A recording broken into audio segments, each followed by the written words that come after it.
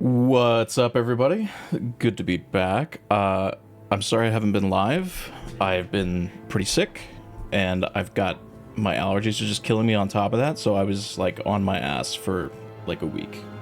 But what we're gonna do today, I'm getting kind of a late start today, so it's probably not gonna go too long. I might not get off Terrace with this run, but what we're gonna do is we're gonna beat Knights of the Old Republic on the highest difficulty using only our bare fists. So basically, I'm gonna make a Mike Tyson character, and I'm gonna beat the shit out of everything in this game. So you can see on the right side of the screen there, I've kind of already got my character build set for level 1 at least, because I kind of I kind of homeworked this out a little bit. But okay, first things first, we gotta decide which avatar is Mike. I don't think it's this one. I'm beating other people's meat, correct. Man, this one might be the closest, I think. So that's what we go with. Okay. So in making our character, I'm kind of being canon to Mike Tyson and also just min-maxing a bare fist build, right? So we go 18 strength for maximum knockout power, because that's the most that the game will allow us to get. And now Mike has always kind of had endurance issues. Fights go long, and Mike has a tendency to get winded a little bit. So we don't max out Constitution as much as we can, but we do put a little bit in there because he's got to get to like round 7. Dex, we put a few points in just to increase our defense rating so that we don't get hit nearly as much. In Wisdom, we leave where they are, not necessarily because Mike is stupid, but because I don't have points left over, and we got to put the rest in Charisma, because Mike is just a charismatic dude, you know what I'm saying? Skills don't really matter too much. The important thing is going to be treat injury, because I'm going to get hit a lot. So, the reason that I picked Scout is because Scout gets Flurry automatically, which is nice, and it'll also get Implant level 1, and I might actually be able to get Implant level 3. It'll depend on whether or not I get level 8 on Terrace, which I'm not sure will happen. But in the beginning, so labbing this out, right, 2-weapon fighting and dueling both apply only to, like, actually wielding weapons, so I will not be getting either of those. There's no reason to get dueling or 2-weapon fighting in this run because it gives me no tangible benefit. Same goes for melee weapons. Obviously, it does not apply to unarmed. So really, we're only looking for feats that make me more survivable or make me do more damage, which is going to be toughness for survivability, conditioning eventually for saving throws, implants so that I can equip more powerful implants. We're going to upgrade Flurry at any opportunity that we have. And then other than that, like empathy probably for the treat injury bonus at some point, and that's really going to be it. Oh, I actually have to add a feat. So at level 1 we're going to add toughness because I need it. I need the HP, and that's our character. Wait a minute.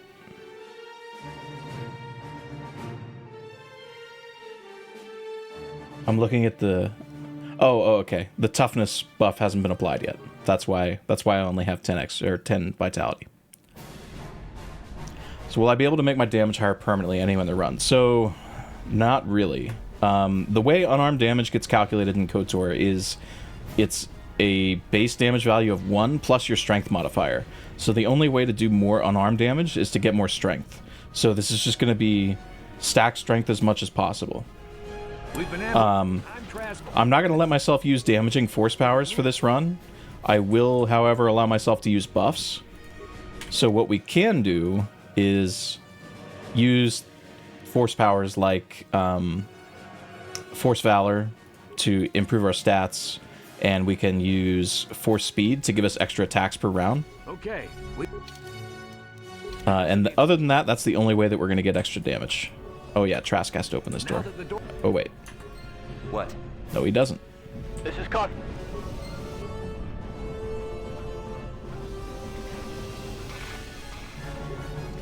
Whoop! I forgot to. Trask almost ruined my run. I have to take the blaster off Trask. So I'm not always going to have party members with me, but when I do, they will not be able to do anything other than hit shit with their bare fists either. Which is kind of going to encourage me to take Zalbar and Canderous with me anywhere where I'm going to have companions. And that's pretty much it, because they have the highest strength.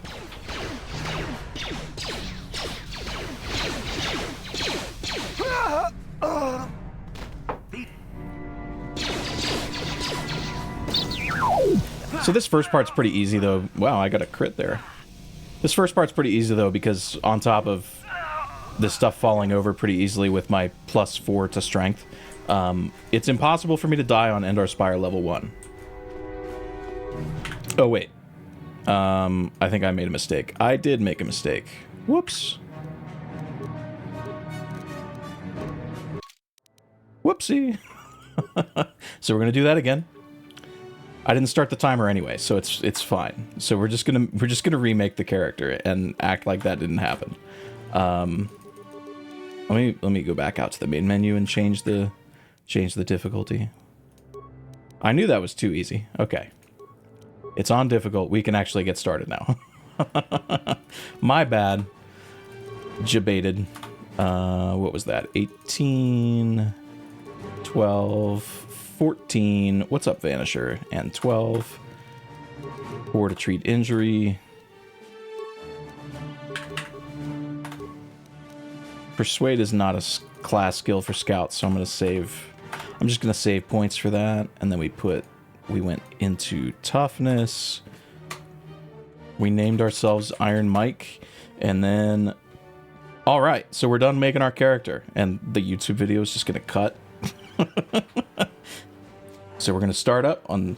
Oh wait, I put so much work into this while I was sick. Oh, hang on, the game music stopped, but I've even got this shit. Check this out.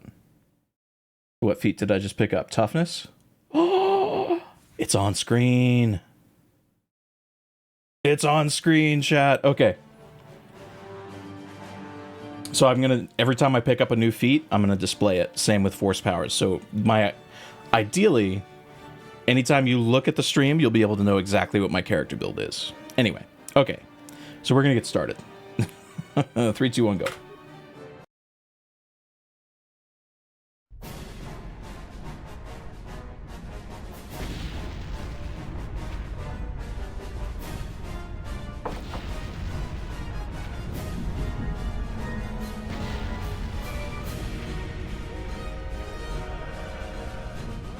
And unfortunately, this disappoints me, but there's, I'm sorry, YouTube chatters. Ivor, I see you.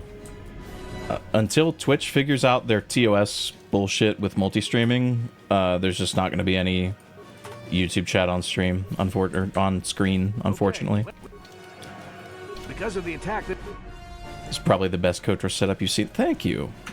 Now that the... I thought Trask had to open that door. This is Cosmo. Take Trask's blaster off.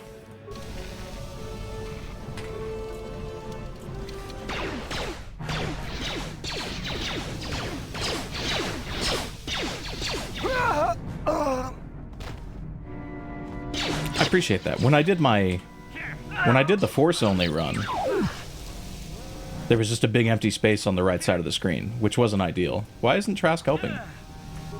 I've got a feel... Yeah, when I did the Force only run, it was straight up wisdom. With like 16 charisma. So not like straight up wisdom, but we were min-maxing that very hard, and it wound up being actually not that difficult of a run. So I don't have to fight these guys, but I want to loot the stuff in this room, so I'm just gonna... And it's not like they can kill me, so I might as well just take them. I'm doing pretty good damage, though. 5 per hit is pretty good. It's better than I was doing in the Force-only run, for sure. Okay, got med pack. Frag grenade. So we're just gonna be selling consumables and stuff like that. Because I can't use that frag grenade.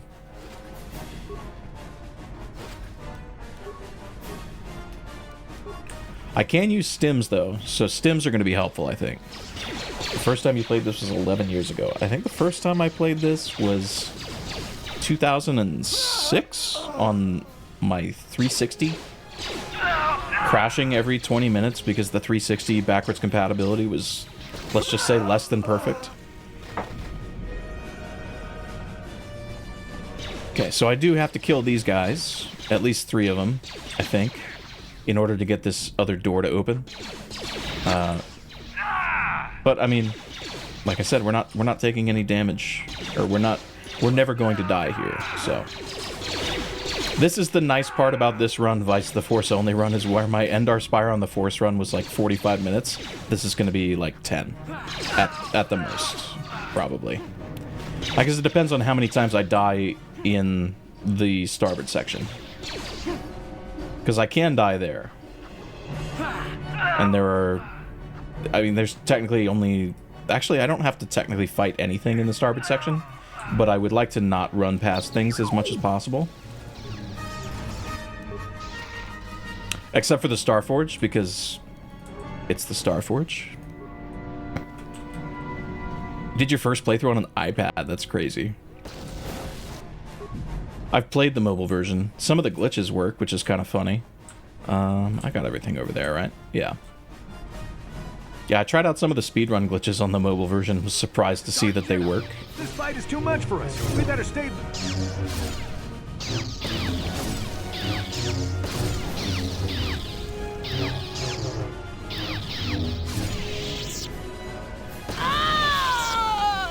That was one of the Jedi accompanying Bastila.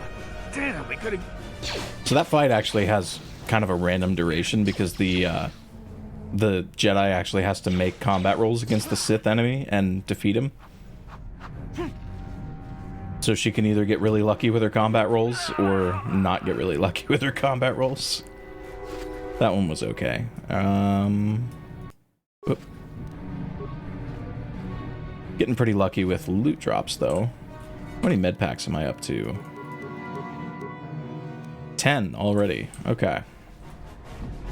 Not bad.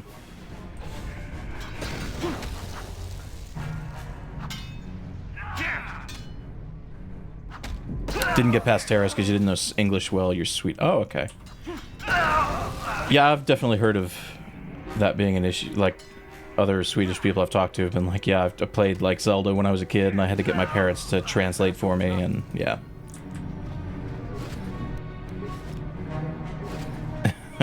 Why can't you pick up the lightsaber from the dead Jedi? Exactly. How to get a lightsaber on the Endar Spire. No mods needed. Oh, I have to level up. So let's see. We take another treat injury point, obviously. Can't get improved toughness until level 4.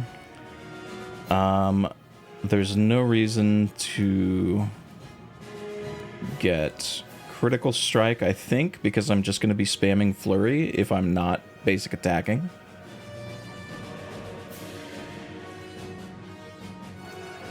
I think we take empathy here for the treat injury bonus, unless... Yeah, empathy for the treat injury bonus, and then at level 3 we probably take conditioning. Yeah, okay. So real quickly, apologies, no music. I have to update. Every time I level, I'm going to have to update this this class screenshot. Okay. Sheet. Go in here. Go in here.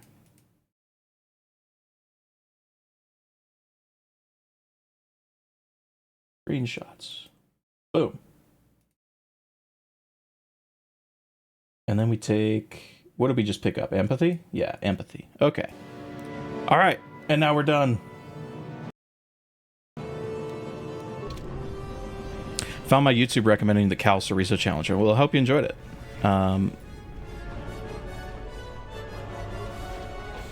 I hope you enjoyed it.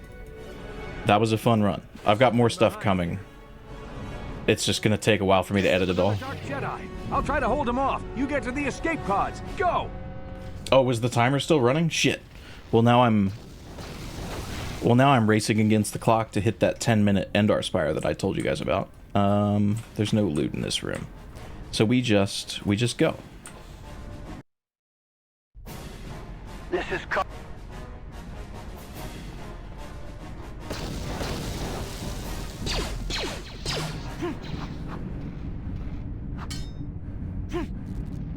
Oh, I should quick save.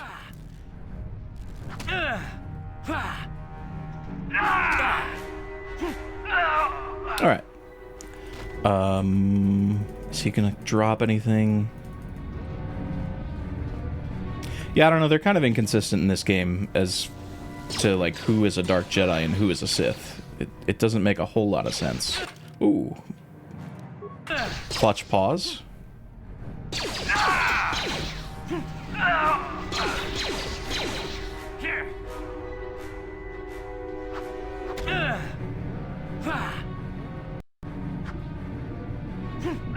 Be careful. So if you're not aware, I'm pretty sure this part of the game actually forces you to use either repair parts or computer spikes to kill everything in the next room. So I'm not disallowing myself from using these things anyways. But this is a forced use of the computer use skill.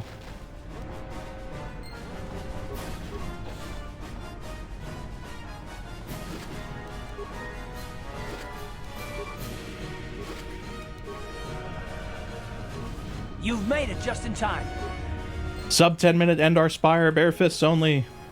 Let's go.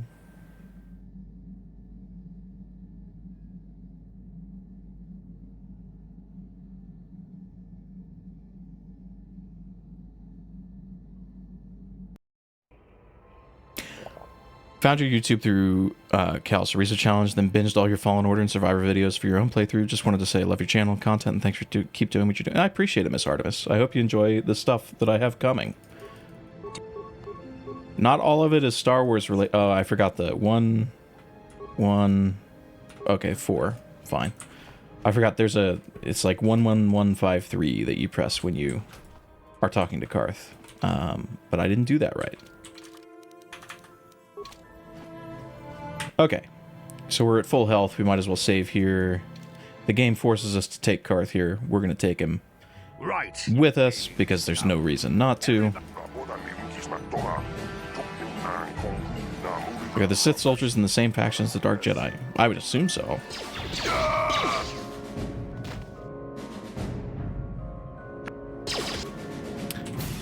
Okay. Before Karth ruins our run. I'm not in combat yet, so the game let me put the combat suit on, which gives me a defense bonus of 4, which is better than my clothing. No other optimizations I can make to my gear right now. We're going to sell all these weapons right after this.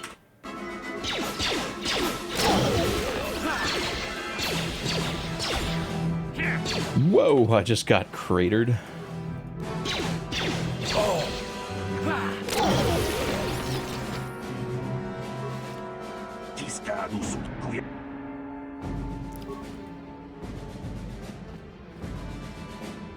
Trask is an otherworldly monster beyond comprehension. No, Trask is our boy. Oh, yeah. I'm probably not gonna bash open security doors. It's open. Yes? So this is an all quests run, so we talk to Dia real quick. Well,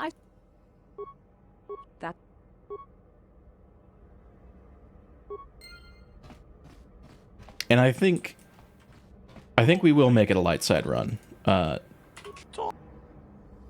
Because there's no reason that, like, dark side would... I don't know which one would be easier, actually, for this run. Let me think about that for a second. There's a little bit of combat that you can avoid doing light side choices. But I think dark side winds up probably avoiding more. I don't. Well, no, but Darkseid makes me take Bastila through the Starforge, so I'm not going to do that. Jedi Survivor could never a consistent frame rate. I know, dude, right? Imagine. So let's see. We sell the repair kits. I'm going to keep the computer spikes and parts just in case I need them, and then we're going to sell all of our weapons. Actually, I probably shouldn't do this.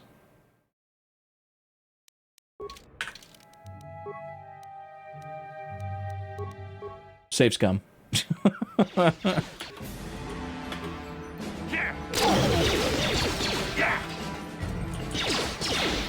So the reason I thought better of that is merchants on...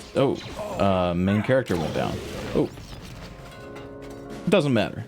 So the reason I thought better of that is when you sell stuff on Terrace, you get like a 25% bonus over... Or you get like 25% of an item's value as opposed to 20, I think. Or maybe it's 40 instead of 20. Or 40 instead of 25. I don't remember what the exact numbers are. But when you sell stuff to Suvem Tam on Yavin 4, you get like 60% of its value. It's a huge bonus to what you get for selling your items to Suvem. So if you can afford it... If you can afford it, you want to save all of your items to sell to Suvem, which is not something that I did in the Force-only run, because I was incorrect about how vendors in this game work. But I have been corrected since then, so we're going to try and save all of our stuff for Suvem. I can level up again. That was quick. Take another treat injury. And... Can't take toughness, can't take implants, we take conditioning. Yeah. And same drill as before. Whoops, wait one moment.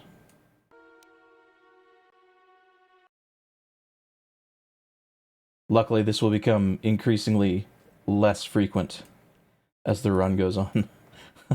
But the first few minutes, it's like one right after the other. Okay, we're good. Updated.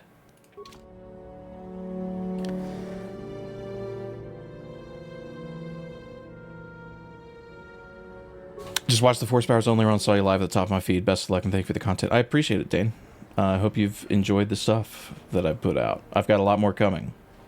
I think I have like 2 runs to get edited before I would ever even get to editing this for YouTube. Because this is an all-quests run, I have to talk to Karth here, and then I have to go over here to the Cantina to start a quest to get the Sith armor.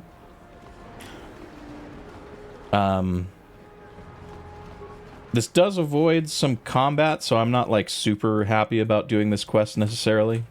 But all quests means all quests, not just the quests that... Back again? Oop, sorry.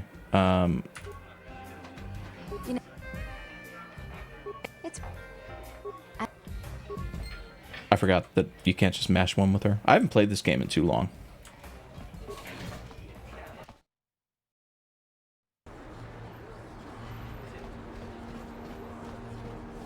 Oh, I'm not worried about pausing. It's gonna not take that long. In the grand scheme of things, it'll be fine. I am gonna immediately begin to abuse the transit system though to get heals for myself and for my party members. This was invaluable in my Force-only speedrun, and I'm going to abuse the shit out of it yet again.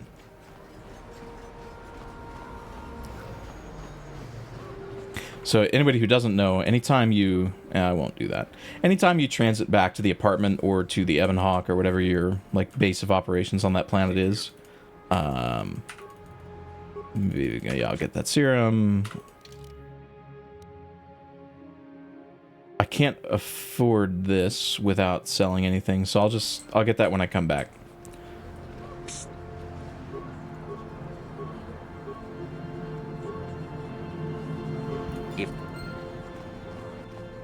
Anyway, when you transit back to the Ebon Hawk or the apartment or wherever you're staying, it gives you a full heal, basically, for free.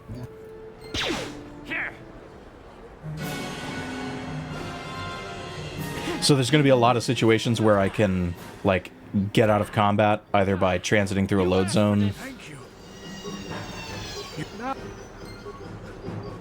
where I can get out of combat either by like transiting through a load zone or running away from enemies or whatever, and transit back to the apartment for a full heal. And I'm going to do that an absolute ton. And yeah, like Aetha says, if it's a feature in the game, it's intended to be used. What's up, Mijan? Mihan? Mijan. Hello.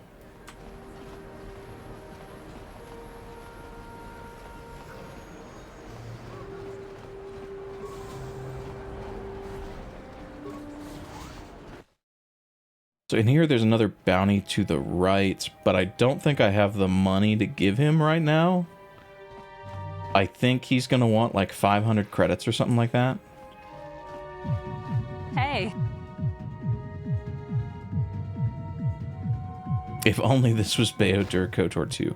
That would probably be a little bit too easy. Beodur is just meant to punch everything. I forgot to loot everything in the north apartments, I think. But I will not make that mistake here. Ready? Sure.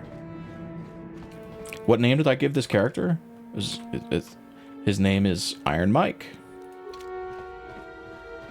This is my Mike Tyson build. This is my Mike Tyson build right down to the stats. I don't know why I pulled the stats up. You can see them. We max strength for maximum knockout power, consistent with Iron Mike.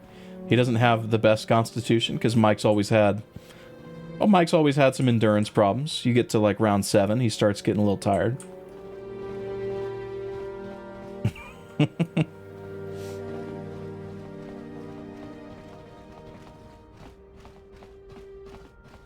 What? On it. It's Yes. open. This is Largo. What are you babbling about? Maybe I could help you. Thank you. Okay. Yeah, I guess I must not have enough credits. I don't think... What? How much does he actually need? I don't think anyone can help. I've been hiding here ever since. 200 credits. Okay. I'm not going to give him that right now, but I will give him that later. Was the KOTOR remake ever confirmed to be dropped, or is it in dev still? I think officially Saber is still actively working on it. That was the last thing I heard about it, and we haven't gotten any updates, so I assume that that's still the case. What we know is that initially initially Aspyr was making it, and it was going to be like a Sony exclusive plus PC. So like Sony and PC, but not on Xbox, at least initially. And as part of that, Sony and Lucasfilm basically got like guarantees like, oh, you have to show us like vertical slice demos and show progress at certain points or whatever. And apparently Sony did not like the vertical slice that they saw, like, at all. So development was completely reset in, like, 2021, I want to say. Or, shit, when did that trailer get Listen to announced? people. That trailer got posted in 2021 or 2020? Shit, I can't remember. Anyway, after that trailer, development was reset. Let's see. I get a better defense bonus with the combat suit. So this is going to be a moment where I'm going to abuse this. I'm going to abuse this transit back heal quite a bit.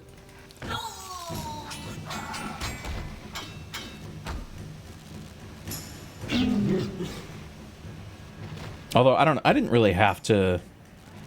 worry that much about these guys in my force only run, so maybe they're harder in my mind.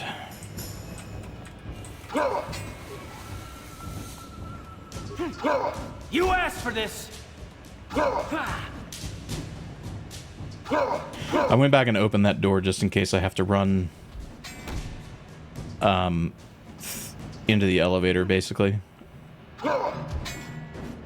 And zone out so that I can get out of combat and transit back. Man, Karth is like invincible. I don't know why this guy's not hitting him. Oh. And this is why we open the door.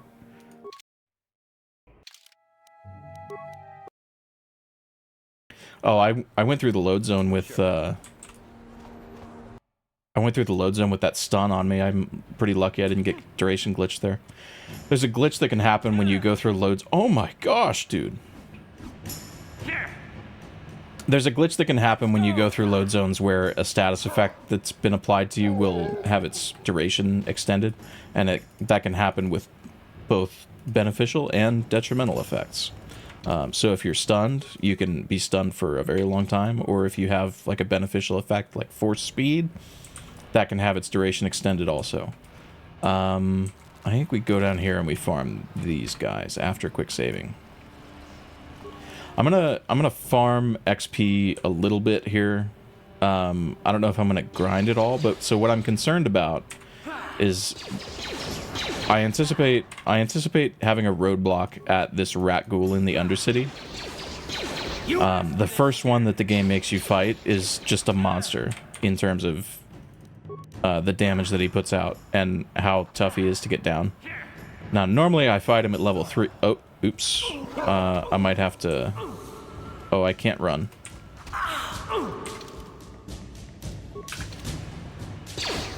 Yeah. Okay, well, that's why we saved.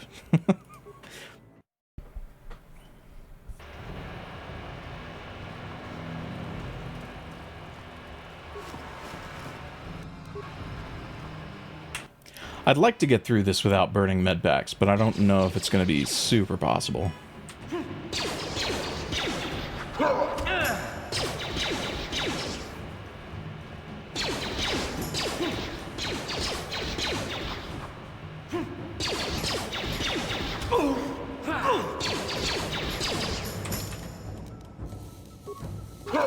Yes?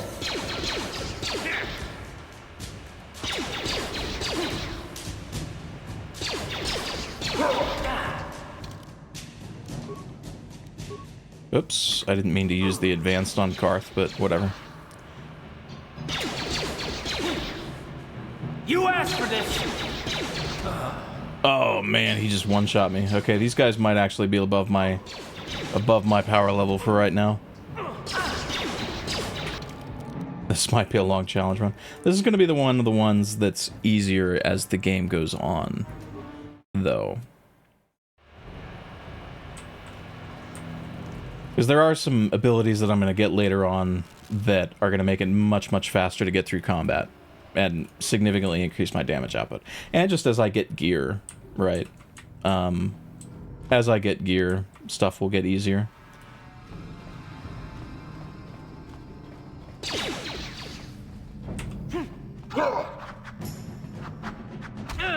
What's up, Power Armor?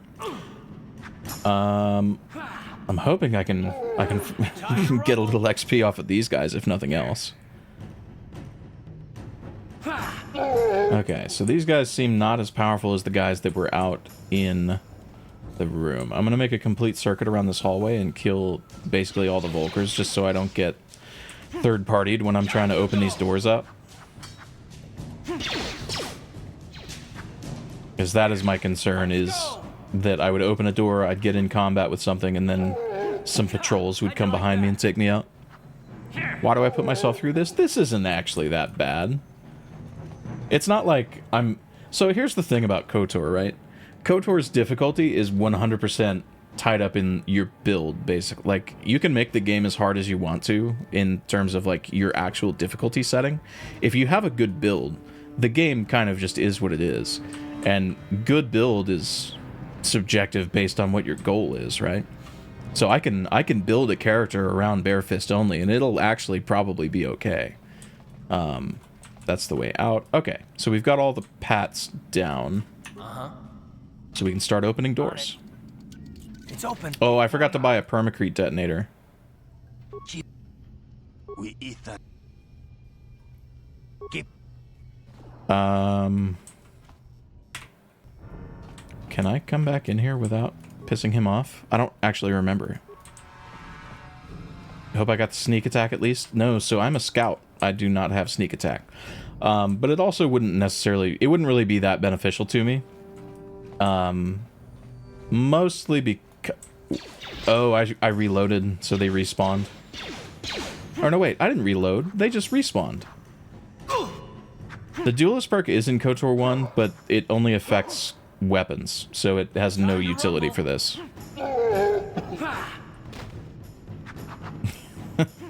Lightsaber boxing gloves. No. No, that's against the rules. Okay. I apparently have no idea how Black Vulcar spawns work in this. What was this? Let's see. Elinda. Uja. Uji. Lupa. Odo. Ashana. See, some things you never forget. I've never done that in a speedrun. I still remember the code. Chani fiber armor. Gives me a little bit more defense, and now Karth can put on the combat suit. Sure.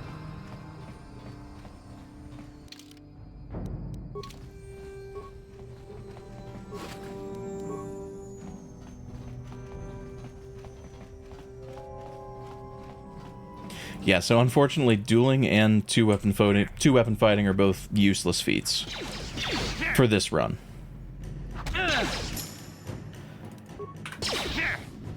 Jeez, dude. Oh no, man. No, main character's dead. This guy in the back with the charge shot on his blaster's just fucking me up. Now, the unfortunate thing about having a character go down is that I can't, like, run away. I can't run away, get out of combat, and do the transit back cheese, because I won't be able to transit into another module with one of my characters down and out of range. If they're in range, I can. So they have to be in range of the door. And this is going to be death. Yeah. I probably should just take the death here and not waste the med packs. Yeah. Okay. So now all of the enemies will have respawned. Probably. Again, I'm super confused on how the Black Vulcar respawns actually work. But here, before I go getting into combat with stuff, let me just do it at full health.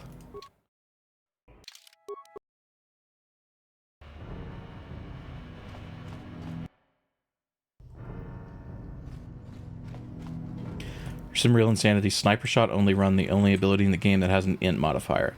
It's funny you say that. I am planning on doing an int run at some point. The idea, the meme of the idea, oh my god, I get fucking cratered before I even get up to these guys. It's insane. So the meme of the idea is that I am only ever allowed to level int after character creation. I can't have party members with me because their inferior intellect would only slow me down and get in the way. And then any item in the game that gives plus int, I have to actively seek out and equip. So that is, let's see, there's an implant that Gaddon drops when you kill him. So I would have to kill Gaddon and side with the, Vulkars. And there's a few other items that give plus int. Am I allowed energy shields? Yes. But they're not effective against vibroblades. So I just haven't bothered to, and I don't think I have any. Yeah. I don't have one. I don't have one, and they're not effective against vibroblades. So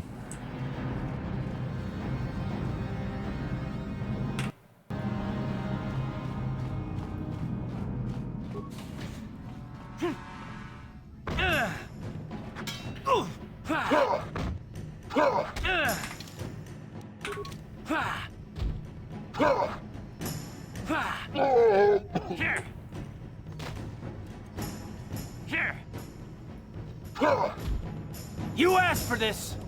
Here!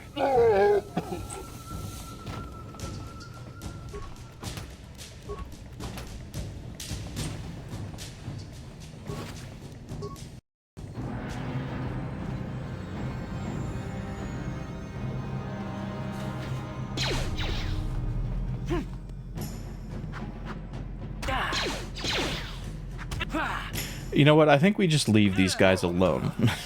I think we just leave this room alone, dude, and do not go in here. I did not get the permacrete detonator. No, I forgot. I also don't think I had the money for it. I don't remember how much it is. It's like 100 or 150 credits.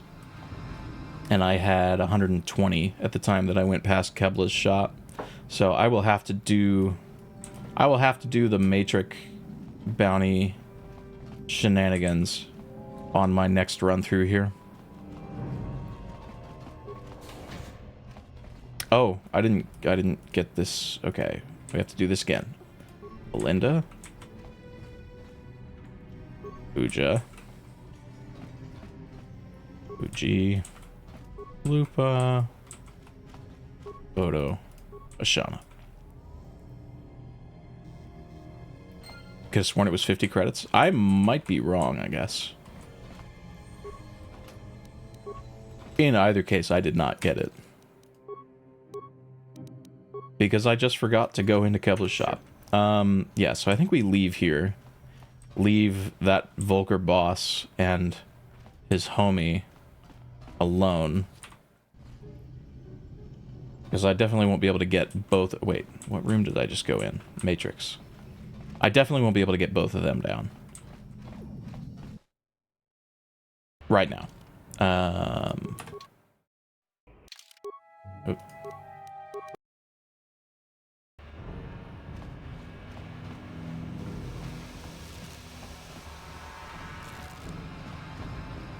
Twitch viewers, I know it probably seems like I'm having conversations with no one. So this is going to be the first stream in a while where I haven't had YouTube chat on stream or on screen, because somebody apparently got banned for doing that, despite them never enforcing that rule out of their like their TOS is so vague when it comes to multi-streaming shit that like you're not even really sure what you are and aren't allowed to do. I don't need to go into Javiar's right now. Oh, what's up, Open Metal? I hope you're having a good week too. Hi. I've been pretty sick. That's why I have not been live, but I'm feeling better now. Yeah, hippie, this is a light side run. But yeah, Twitch, sorry, like I said, it seems like I'm probably talking to nothing because YouTube chat's not on screen anymore, unfortunately. But until Twitch figures out its stupid...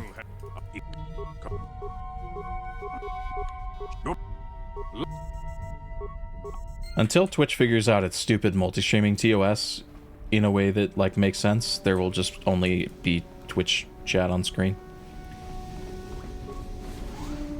Because I think, unfortunately, just, like, even if YouTube chat was more active and it would make, like, better on-video chat scrolling, I guess. I don't think I'm actually allowed to have chats from other platforms on screen while I'm streaming on Twitch, which is just dumb. Like, I think the argument is that it makes the experience lesser for Twitch viewers to have other chats on screen, and they're concerned about, like, TOS, but I'm already responsible for enforcing Twitch TOS in my video content. So you just ban people that don't do that. And then, like, Twitch viewers, tell me, what is a better experience? Being able to see what YouTube chat is saying and being, like, actively involved in the overall conversation on the stream, or having me, like, sometimes just talk to, like, what to you are basically voices in my head. Should try kick? No. You guys are about... Ah, so you want to play... Just be like you and have both streams open. Easy. Twitch wants to be the only platform for streaming. That is true. And rather than make themselves a platform that people want to stream on, they seem interested in just making people... I don't know. It's like, instead of making a better platform that streamers want to stream on, they're just trying to be protectionist of themselves and be like, oh, no, you can't play in other people's sandboxes if you want to play with me, which is like a holdover from when you weren't even allowed to multi-stream, basically. I don't know. It's stupid. It's stupid and very insecure. It comes across as very insecure. Okay, we'll quick save that just so we don't have to watch that cutscene again. I do want to do the same thing that I did before and run around and take out these homies. Here.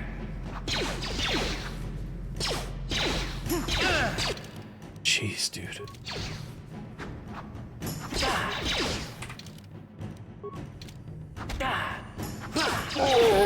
Here.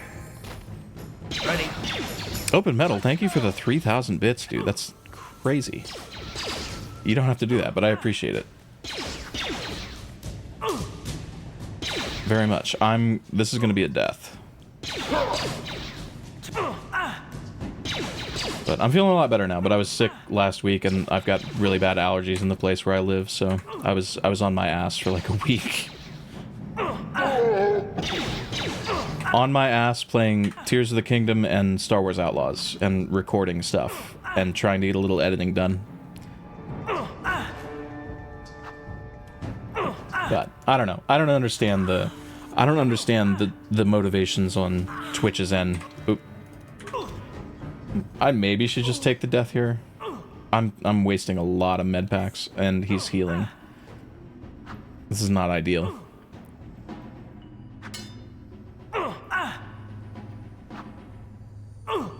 Have some idea of Twitch drama from a certain angle. I mean, I've gotten a front row seat to a lot of the recent Twitch drama.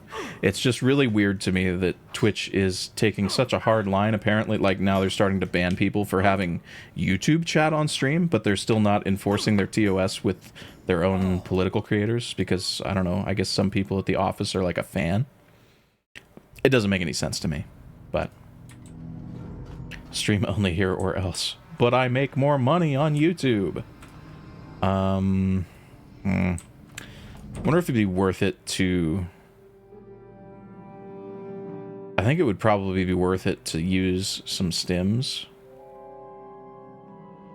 Let me just try an adrenal strength before we get into combat with these guys and see how it goes.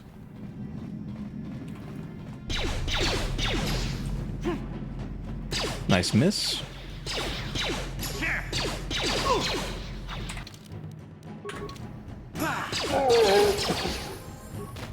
Here. Here.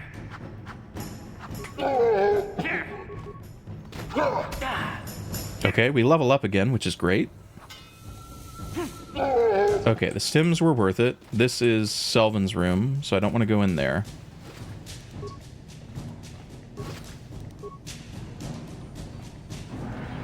Selvin's really scary at low level. I want to wait until I'm higher level to even try to take her on. And I want to just try to get maximum use out of this stim by killing as many enemies as I can before it wears off. Although, I think it's probably going to wear off. Oh shit, it's supposed to last for 2 minutes, right? I think I could probably level up and then run off and kill another enemy pack before I lose it. Would it be better to force the ranged foes into melee, stop the uncontested range attacks? Not really. Not really. So there are mechanics in this game that make it better to be like ranged or melee at certain points, so that when you're a melee character attacking a ranged enemy, you gain a bonus to hit. And when you're a ranged enemy attacking a melee character at close range, when you're a ranged character attacking anybody at close range, you also get a bonus to hit. But for a melee character, you don't really have... Like, you don't want to be standing next to ranged characters, which is not necessarily an issue because the AI will usually take out a melee weapon immediately. So, like, in that respect, yes. Kind of. Only if you're, like, already standing really close to them. So we go 19 strength. We go 7 treat injury. Implant level 2, uncanny dodge. Okie doke.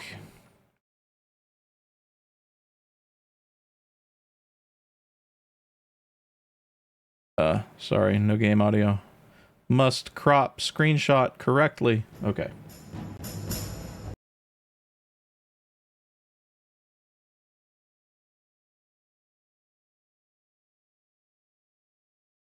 There we go. Level 4, and we have Flurry. I don't know why that wasn't marked.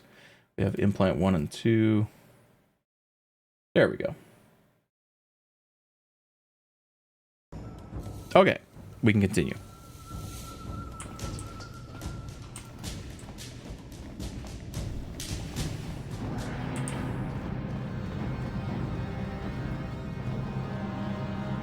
Yeah, I can get over to these guys probably before the stim runs out, get them down.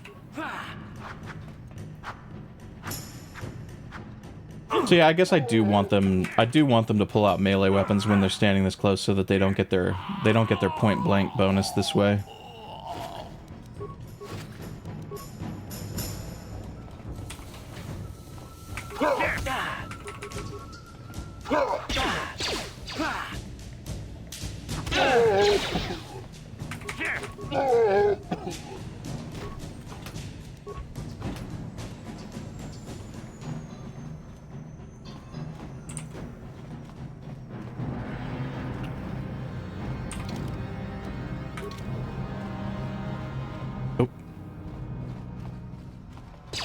Stim should be running out any time now.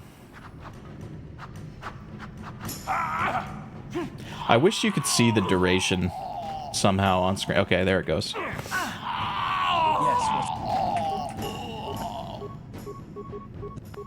I didn't mean to talk to Karth, but I guess it's good that I did because I do have to... Oh my god, stop. I guess it's good that I did that because I do have to talk to Karth enough to progress his quest. So this is... That's Selvin's apartment, yep. Don't want to go in there. But we'll go into the other apartments.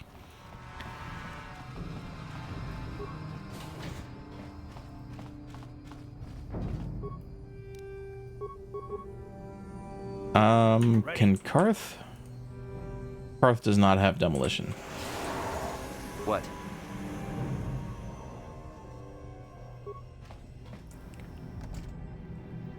Try to enter the password. Hyperdrive. Your uncle. Alderaan.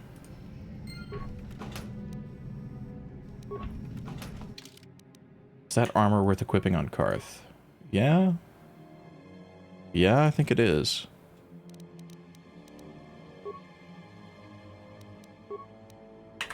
Sure. Alright.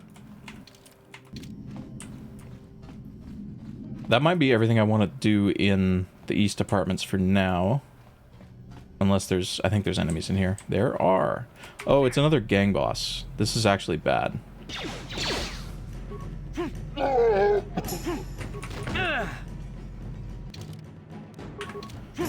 I did not anticipate this. But it looks like it's going okay. What's up, Wes? This one's been going okay so far. We've died a few times, but it's overall a lot faster than the last KOTOR run that I did, which is nice. The Force-only run that I did was really, really slow. Especially in the beginning. I'm going to... immediately transit back and heal, because I did not expect that to do 30 damage almost.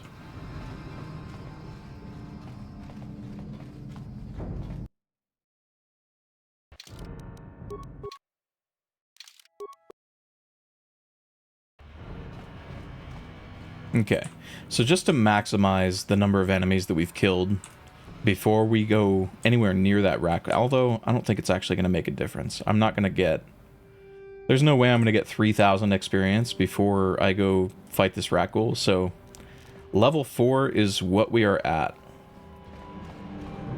And there's nothing we can do about it. Still pretty early. Yeah, but the thing about this run is it's going to get easier as the run goes on, because I'll have access to more gear that gives me more damage. I'll get more abilities that let me do more attack rounds. I'll have more health. KOTOR 2 Force only looks like a pain as well. That KOTOR 2 Force only is going to be rough in the beginning for sure. Just kind of like KOTOR 1 Force only was rough in the beginning.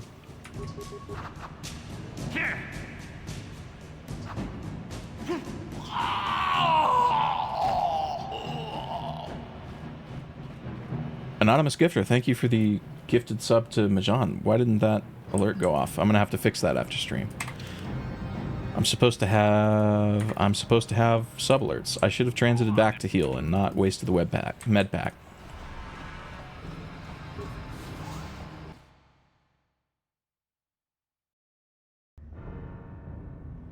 Oh yeah, I get shaken down by these bums. Upworlder.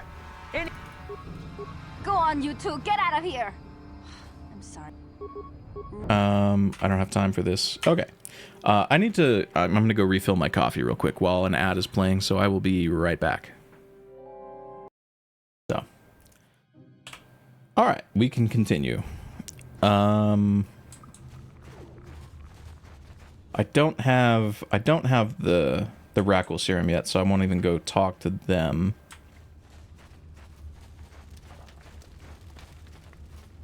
I will instead, I'm gonna make a hard save here just in case I have to leave and go do some unethical grinding or something. Run, Hindar, run! Get toughness and force regen for early perks. There is no force regen perk in KOTOR 1, unfortunately. Oh, you're talking about for a KOTOR 2 run. Gotcha, understand. Rackles are going to be a pain. This one in particular is really bad. I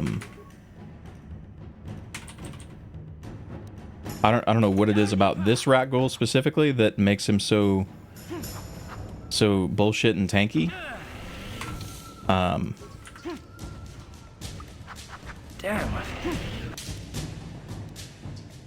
I feel sick. But he's a rough boy.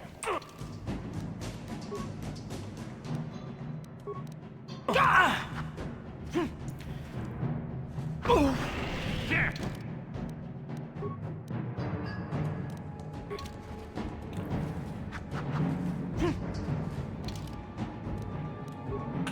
I'm just kind of using med packs kind of on cooldown on Karth because this is one of the fights that I can't cheese this in any way. I have to kill it. So I'm gonna have to just heal until.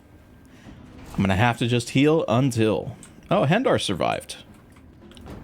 Hendar didn't survive in my force only run. Oh, that's awesome. Congratulations, Hendar. I'll level Karth up.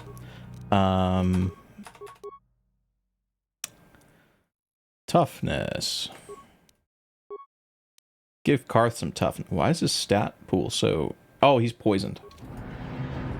What? That's right. I'll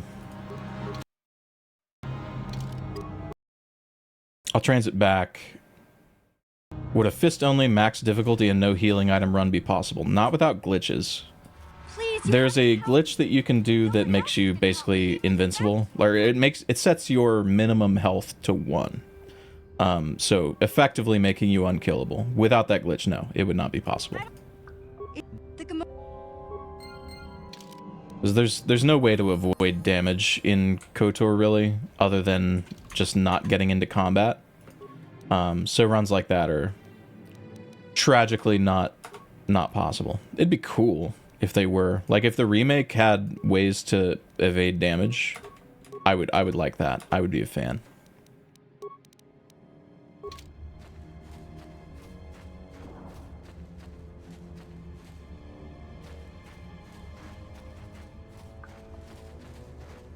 First time hearing it's Undercity talk about a curse. Good luck. Thanks for the good luck.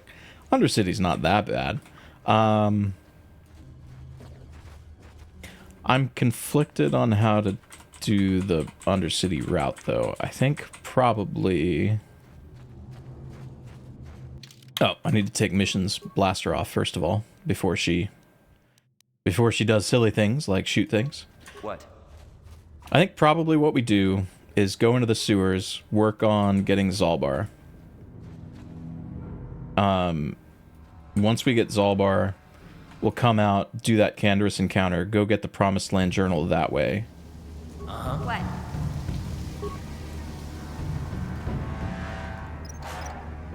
And then come back and do the rest of sewers, go through, get the other Promised Land Journal and the Rackle serum. And then go into the other part of the Undercity. Let's go!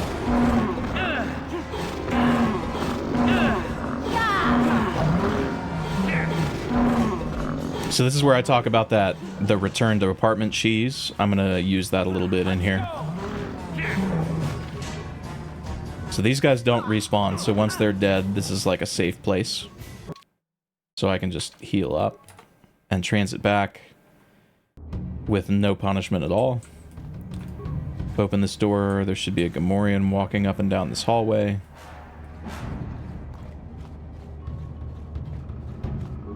You asked for this!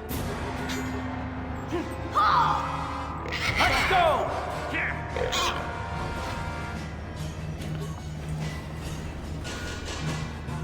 We got a Promised Land journal in here. And here's where we might have to, like, run away and get out of combat, actually. So what I'm going to do is I'm going to turn solo mode on. And I'm going to go with Mission all the way back to this ladder and keep her just kind of out of combat. And the reason that I would do that, sacrificing the small amount of extra DPS that Mission is going to give me, is Undercity, well, so the sewers have a quirk. Yes? Normally you have to have all of your party members in range of a load zone in order to traverse through it. But to get out of the sewers, you don't exit through a load zone. You interact with that ladder. So what I can do is go in here.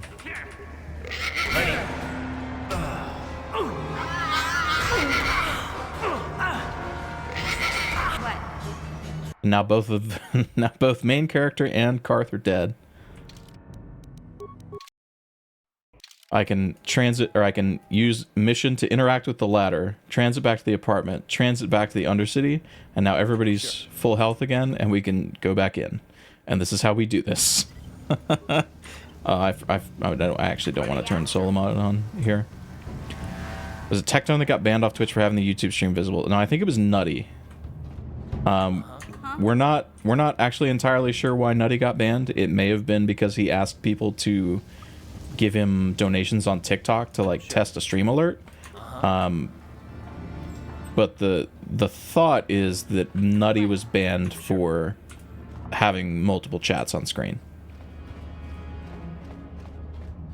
Ready? It was probably actually the TikTok thing. Sure. If we're being honest.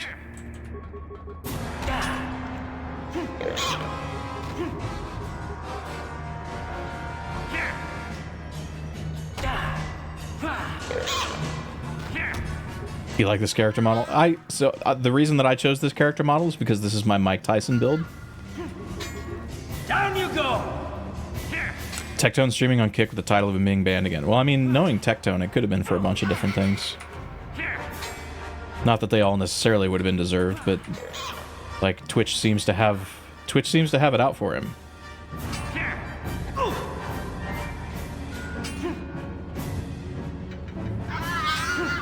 You asked for this! I don't know why they have it out for Tectone and not for, you know, the people that are destroying the entire website's ad revenue, but maybe I'm not supposed to understand. So this should bring Mission back towards me. And once Mission's in range, I should be able to transit back. Bald Asian was the fault you had back in the day, but this dude from Mike is kind of based in a cool way. Yeah, I mean, I had to pick somebody that looks like Mike.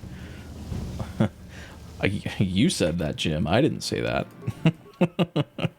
That's 100% who I'm talking about, though.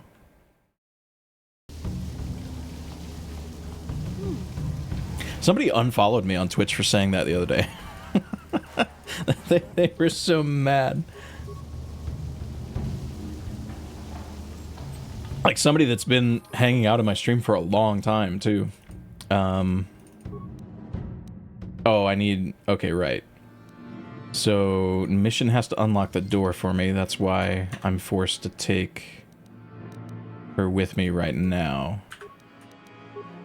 think I'll take the fortitude save on the main character, and ooh, energy shield. That'll be useful for the 2 situations where I have to face an enemy with a blaster.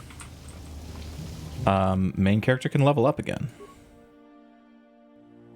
Subbed purely for the Twitch unfollow. It was so stupid. I made a joke and I was like, okay, that joke was kind of fucked up. I probably shouldn't make jokes like that. Because it had like some kind of racist connotations. I'm like, okay, that's not the kind of joke that I want to put out there into the world. That's not what I want people to think of me. That's not who I am. And I said that out loud. I had a moment of like introspection live on stream where I was like, you know what? I probably shouldn't have made that joke. I apologize. And this guy that's been watching me off and on for like a really long time, not that I've been streaming constantly, but like sporadically when I stream, like he's kind of been in here. It was like, I mean, everybody's a little bit racist. As long as you're not genocidal, it's cool. And I'm like, well, what do you think this is? The Hasanabi stream? Instantly unfollowed, dude. It was so funny. They literally put in chat, oh, and I clicked their name like 2 minutes later and they unfollowed. It was so funny, dude. I think we take toughness here. That's the biggest immediate benefit for sure. Although, let me see. Actually, let me think. Improved flurry would reduce the defense penalty that I suffer, I think, from, yeah, -4 to -2.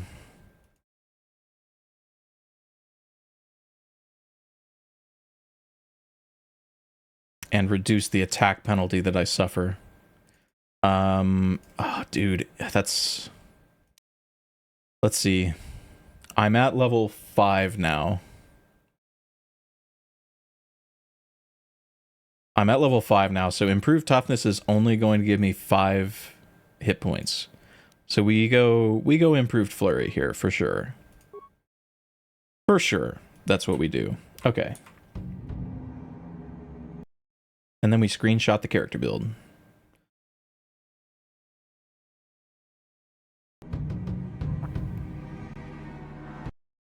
So what's some gear that I'm going to get? So there's a strength belt on Dantooine that I'm going to get as soon as I'm able, which might not be immediately. I might have to make a trip to Dantooine before I can buy it. But that gives me, I think, +2 strength and +1 to all saves. Or I might be misremembering what that actually gives you. Flurry 2. Okay, Flurry 2. And then, let me see. Because I'm doing all quests, I'm going to wind up with the Jedi Harridan Power Gauntlets, which is going to be a priority to get those. I actually need to look up which quest you get those from. I think it's from killing Vorn, but I'm not sure. And those will be good until I can get the the Dominator Gauntlets, which I won't be able to get until after the Leviathan, and you buy those from the secret merchant on Korriban. I haven't saved in a minute. Other than that, let me think. What other gear slots do I even have? I'm gonna want to be able to use force powers, so the highest defense I can get from a Jedi robe is, I think, 3. So as soon as I can get a Jedi Master robe, or I guess Keldroma robes, I'll want to do that. Voice crack. Which will let me use force powers with, like, the most benefit. Strength implant, probably, because I'm probably going to wind up going Jedi Sentinel, which will give me the immunity to mind affecting. So I won't need that. And there's not a lot of other great implants that you can get for that.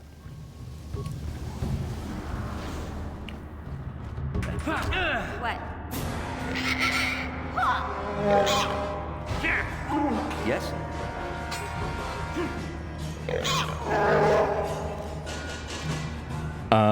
Mission can probably open this, right? Yeah. Gotcha. Master Speed, Keldroma robes, CNS belt. Oh, the gauntlets. Yeah, you got the good path in mind. Yeah. I don't even know if I'm going to need adrenals that much, if I'm being honest, but for Malik, probably. They'd be super useful. Yeah? Sure. Yeah? Yes? Gotcha. simple. Here. Yeah! What actually scares me though is pretty much all on Terrace. These are the scary encounters. It's all on Terrace. So I have to do the dueling ring on Terrace unarmed. I don't know how that's gonna go. I'm only using buff force powers. No direct damage with force powers. No direct damage allowed. Let me transit back. For a quick heal. My favorite planet in both KOTORs. Probably... Oh, that's a tough one. I would say Kashyyyk if it wasn't for the tax, or the... I don't know how you pronounce that. The little monkey things in the Shadowlands. Constantly with their, like... that thing. If it wasn't for that, I would say Kashyyyk. Or Kashyyyk, if you prefer the old pronunciation.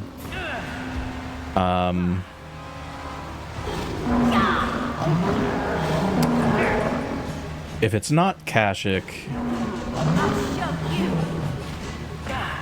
I'll show you. Yeah, if it's not Kashyyyk, it's probably Manon. Die already. Manon's got that... It's got that vibe music.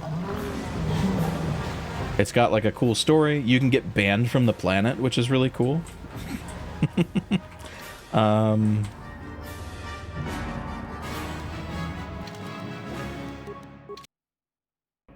So this pack of Rakghouls is respawning. It will respawn every time I leave the sewers and transit back.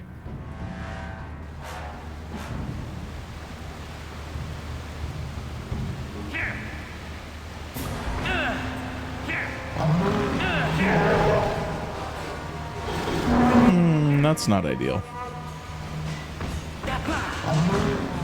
Yeah, I get to do the Mana meme whenever I go to Manon on the galaxy map. Manon's just a cool planet. I like it. I like it for the vibes. I'm not a Tatooine hater, unlike some people. Some people really hate Tatooine, especially some people that sometimes come into my chat. Like, I remember when Outlaws was coming out, there was some discourse about, like, why are we going to Tatooine? Why is Tatooine in every Star Wars thing ever?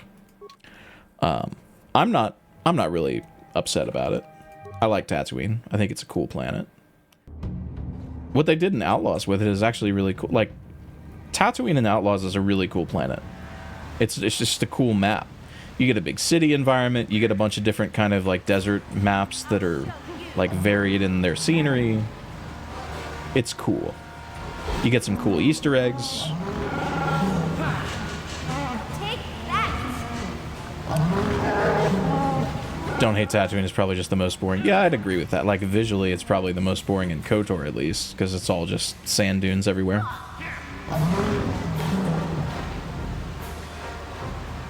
I do like Duxon. That's true.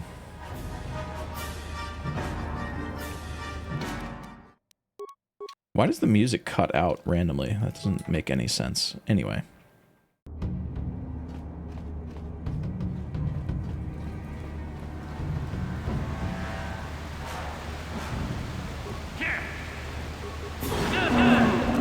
Yeah, the issue with the dueling ring, there's a few different ways to cheese, like, multiple people. You can kind of make people continuously backpedal so that they never take out their melee weapon. The advantage to them never taking out their melee weapon is that they gain melee defense. That's really useful on Bendak, but it also means Bendak, I think, gets a bonus on his attack rolls against you, because he's getting the point-blank bonus with his blasters.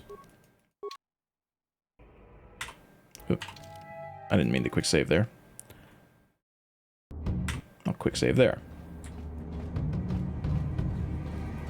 I think this is going to be the last time I farm these guys. They're not actually giving me that much, but it's a nice little bump.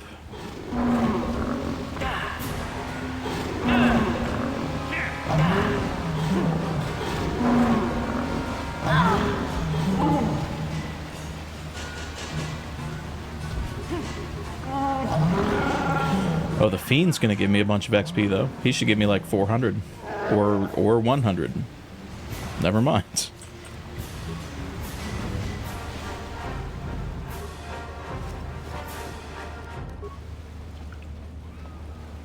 Oh no, I got him swapping and I never got hit. It's how I did level 2 terrorist runs all the time and got double Bendak blasters early. Interesting. We might be thinking of 2 different strats then. I might not be thinking of what you're talking about. Oh my god. Get out of the way. Yes? Farm till max level for the meme. Yeah, maybe if everybody just looks away real quick and pays no attention to the debug menu text in the top left corner, I'll farm to max level right now. Yeah, level 0 Jedi. Oh, I forgot about these guys. Let's go ahead and just take a little preemptive heal, just for safety.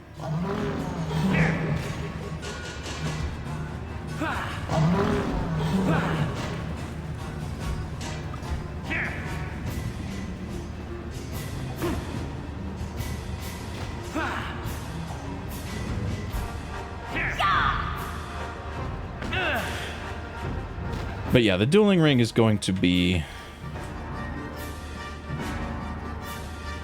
interesting to say the least. I think with stims, I should probably be okay. You okay? But I am for sure gonna need stims. This is, yeah, back to here. I should be able to transit back and get a heal here, and I don't think those rat ghouls will respawn.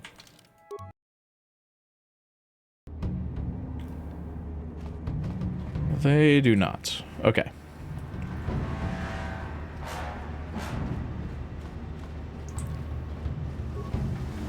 So there's one more Promised Land journal here in the sewers that we need. And then there's one on the surface that we need to go get. Past the Canderous encounter. Oh, I said I was going to do that earlier, didn't I? We might go do that right now. I guess it doesn't matter. It doesn't matter.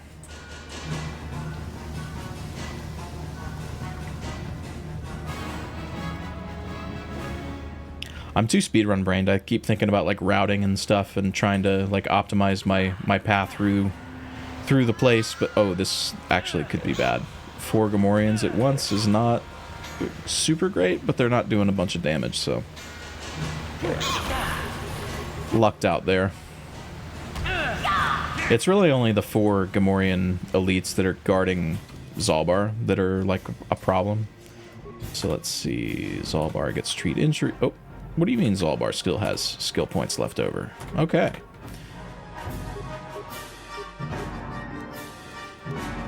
Between the scene of Nar Shaddaa laid bare in the Force to the side quests in the docks and refugee sector and the connecting thread with Atton and Mira, Nar Shaddaa is decently dense in content. Yeah, you know what? I think if I was picking a favorite planet in KOTOR 2, it would probably be Nar Shaddaa, with Duxon as like a close second.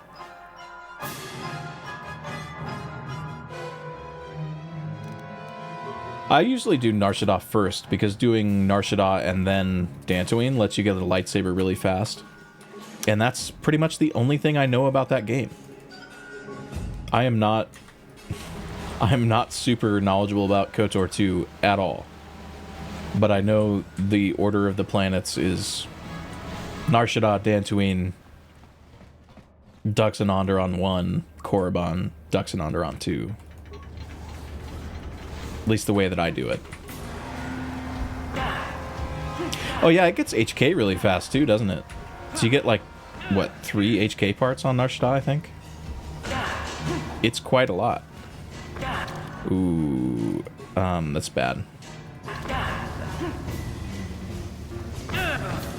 Oh no, main character's down.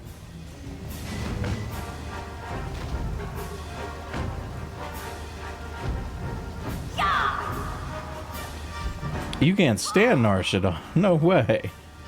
I like it. The bit with the refugees is pretty The bit with the refugees can be a little annoying. Oh no. I don't want you guys to come out here, no!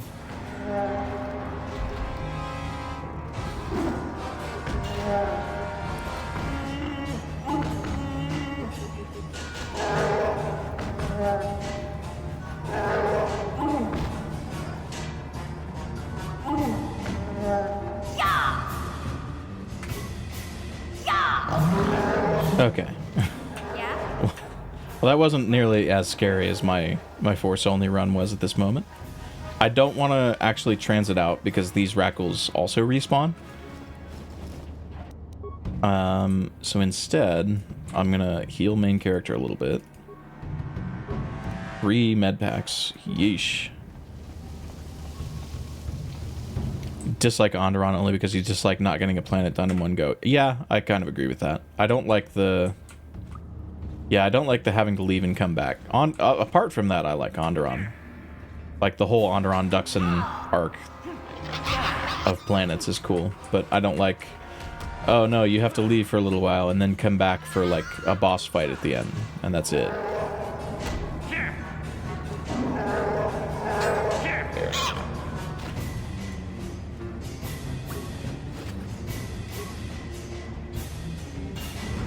And if you play female and agree with Hatton from the get-go, you can unlock Atton's Force Awakening by the time you reach the refugee sector. Yeah, actually, the last time I played KOTOR 2, I unlocked Atton's Jedi, or Force Sensitivity, literally in the refugee sector, like as I was walking in.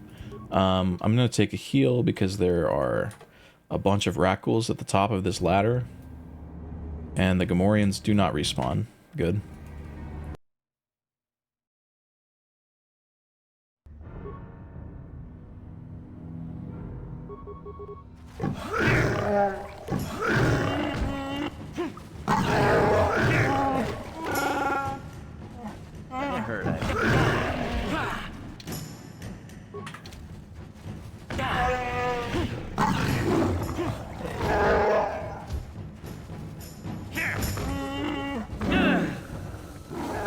Ooh, Zalbar's down. That's not good. The 2 fiends are not to be trifled with, I guess. Mission's gonna die too. And now I'm gonna die. Oh, it's only 1 fiend. Okay. What's up, Spockamania? Okay, didn't get super lucky there. We go again.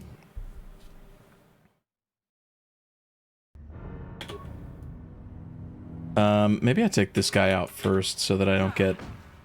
Oh, I'm gonna get flanked by everything now.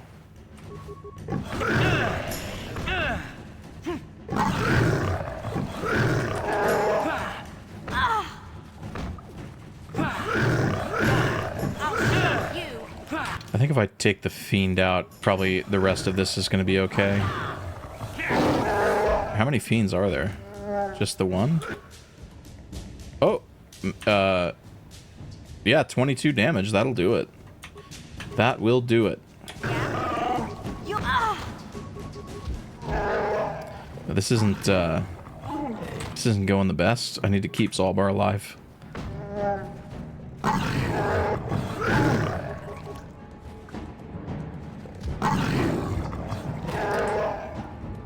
Yeah, that was the goal, Spockamania. I haven't gotten any questions yet, like what are the icons on the right side of the screen yet, so I feel like everybody kind of gets it. So I'm glad I put the work in ahead of time. When I do, I think in the future, I've talked about doing a like Jedi Academy Force only run, and I think in the future when I do that, I will do a similar sort of stream layout for that, so that you can see exactly what my build is. And I'll probably do this for all future KOTOR runs too, because people seem to like it. People seem to like it, which I'm glad about, because it was so tedious. I had to screenshot every single feat that I planned on possibly taking, and then edited it in Paint.net, make a PNG of every individual feat. Every time I level up, I have to screenshot it. But it's worth it. It's worth it.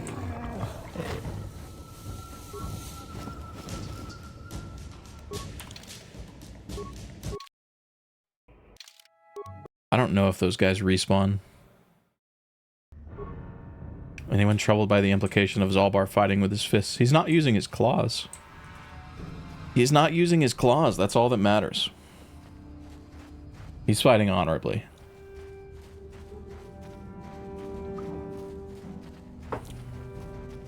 Although he is a Mad Claw without honor. Do I even want to go over here? There's not a quest associated with that. So I think no. Oh, this is why I toyed with the idea of... A bit late for the icons, perhaps could have been taken from the wiki. Yeah, so I went on to Strategy Wiki to do exactly that, and all of the icons were so small that I decided to just screenshot them. Oh, and also part of the problem is the icons on the wiki only have... Like, so if you look at the flurry feat, it would only have the three, like, red things in that icon. It wouldn't have the background. So for a stream background, it doesn't look nearly as well if you just rip it from the wiki. It looks better if you screenshot the actual button, because it's a separate texture for the feat and power, like, background button than it is for each individual feat and power. Candace, I heard something. Over there in the shadows. Sounded like a rat goop. But yeah, I did think about that, and I tried, but it wouldn't have worked out. So this is going to be a pretty easy encounter. Just don't die. Simply don't die, and then Candace should take care of everything for me.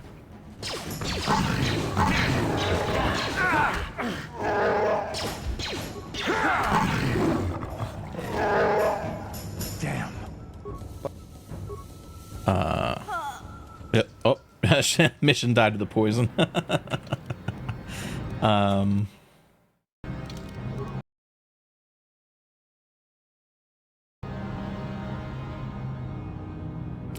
Okay. So I don't want to aggro everything at once here. So I did this in my Force Only run, and it worked out pretty well. What I'm going to do is try to aggro one thing at a time. Bring it back here. So the concern with this whole segment is... don't talk to Mission, thank you. The concern with this whole segment is that I think these Rakghouls respawn if I transit back, so I don't want to transit back for heals. So I kind of just want to take Rakghouls one at a time, or as few at a time as possible back here, and let my homies help me.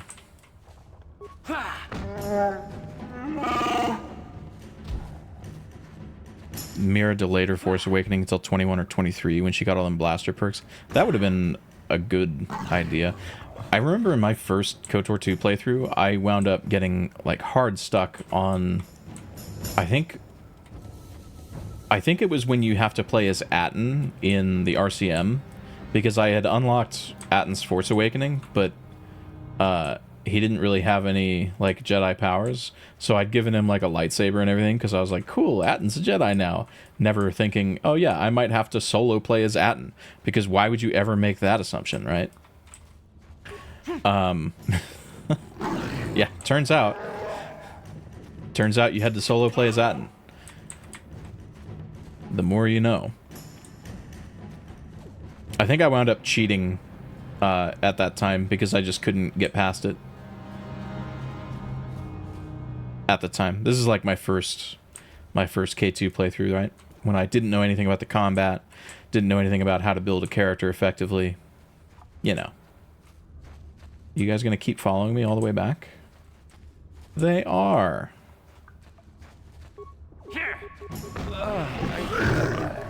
That's not good. I think I have an antidote pack left. Oh, I have 6. Never mind.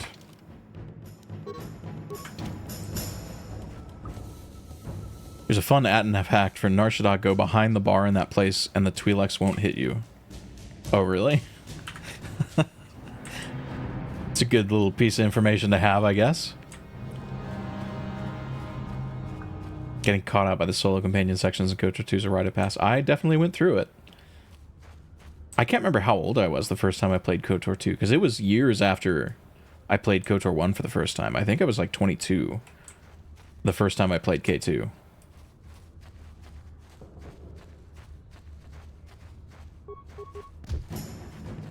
It was a long time after. Are you guys gonna help? Really? Sure. You're just gonna stand there? Okay. How many... That's still quite a few Rakghouls. I don't really like the idea of aggroing all those at once. But I don't think I actually have to aggro any of them.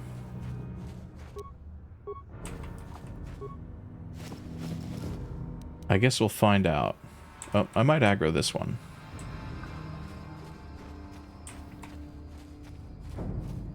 And then realizing your last save is hours ago. Like, having a last save be recent doesn't really help you in that situation, because you're like, I'm stuck. This character cannot get through this encounter.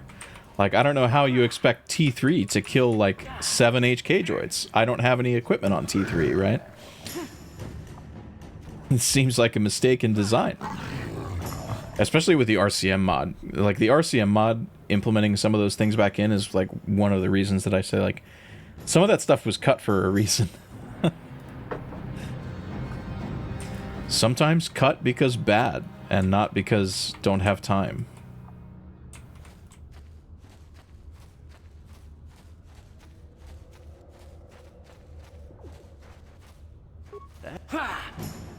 Why are they not in combat? That's so weird. Yes? They're not interested in helping me. Unreal. Okay, let me turn solo mode off.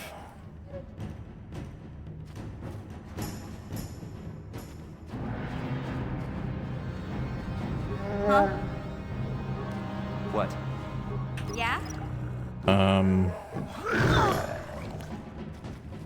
Yes? Okay, well, whatever. Can't tell if she actually picked the mine up, but okay, we're good. We're good. We're good. I didn't have to fight these guys, but I wanted... Okay. Well, I'm gonna... Oh, wait. Leveling up does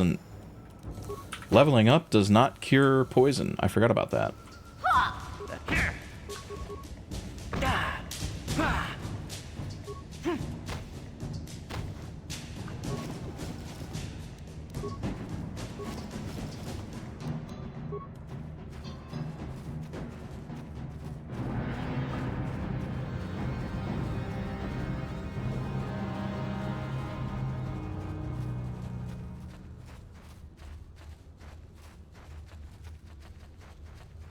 So that should be all 3 Promised Land journals, and I still have the Rakghoul serum that I picked up on the other side of the Undercity here, so I can go back into the Outcast encampment.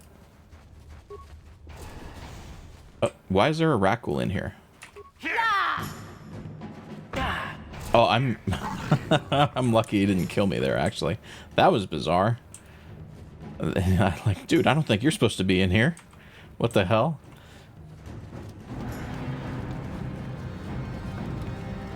Oh yeah, I forgot I should be talking to... Yeah. I forgot I should be talking to Mission and the others. Let me level up. Level 6. Only skills here, huh? Okay, well, fine. Well, fine.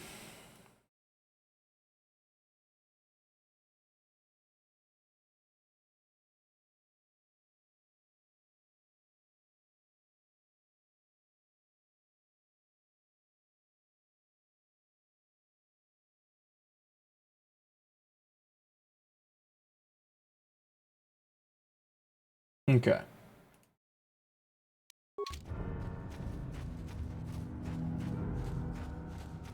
Oh, I forgot. There's a combat encounter when I open this door, so let me heal the others too.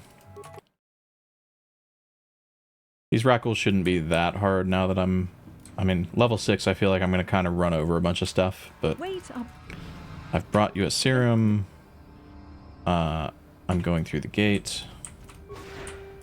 Please, no! This cannot be. No! Oh, I could use the Undercity healer. That's true. I would have to talk to her and choose the right dialogue option though, which is probably slower than just transiting back.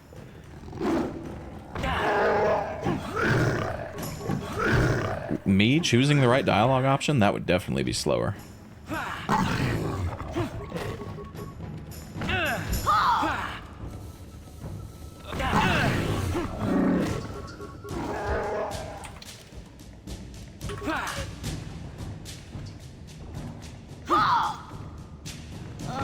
Can't do that in combat, unfortunately. I guess I could use combat talking. There's a glitch where if you quick save and quick load and then talk to an NPC before you get back into combat with something.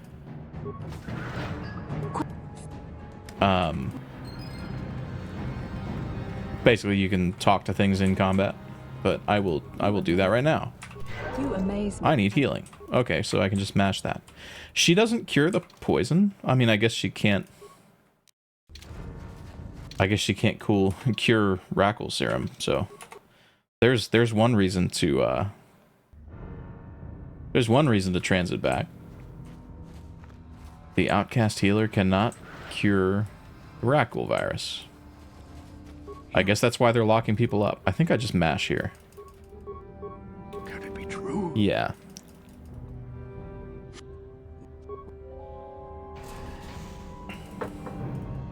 So that's all the quests in the Undercity done, and we can go into the upper sewers and continue on. I'm torn between taking Mission and taking Carth. I think after Mission unlocks the door, we probably just take Carth. As soon as I click start streaming, I immediately develop a lisp and my voice starts cracking. I don't know why. Just something that happens, I guess.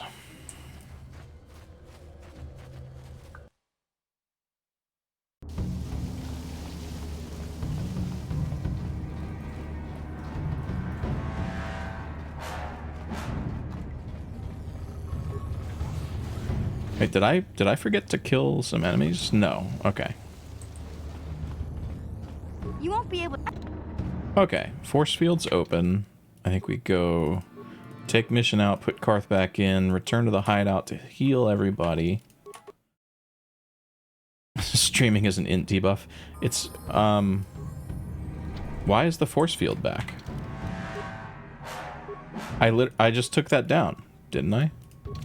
Come on. You won't be able. I picked them. Don't tell me it turns back on every time you transit away. Never seen that before.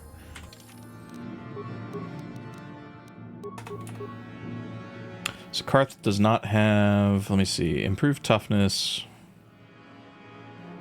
Yeah, that's probably the most beneficial right now anyway. I don't need to worry about like DPS necessarily on companion characters because their damage is still going to have... They're just not going to output nearly as much damage as I do pretty much ever.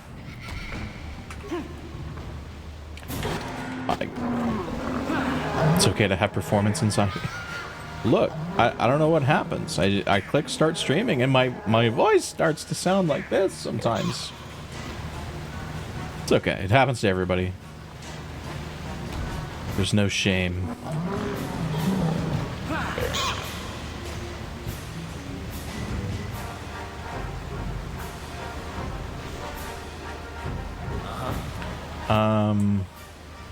Oh, right. I guess that would have been a reason to keep Mission in the party. She has demolitions. So that I wouldn't need to do that, but it's whatever.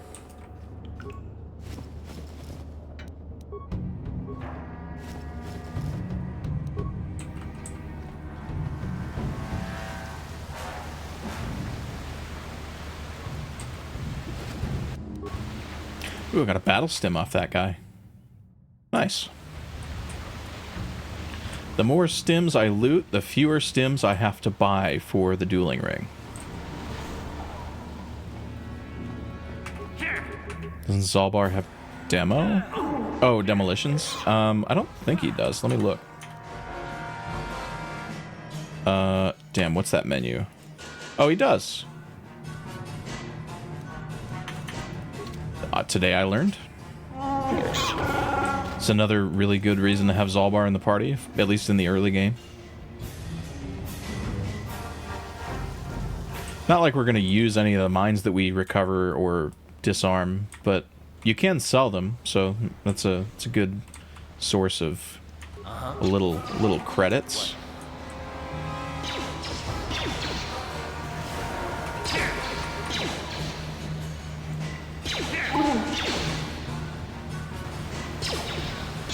I think I should be able to transit back to the apartment from here. I just can't do it inside the Volker base.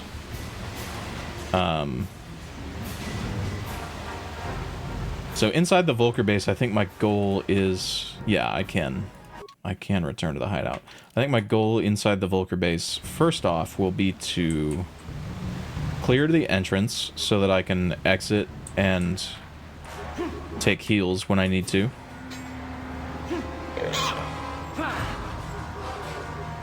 And then go do the rest of it.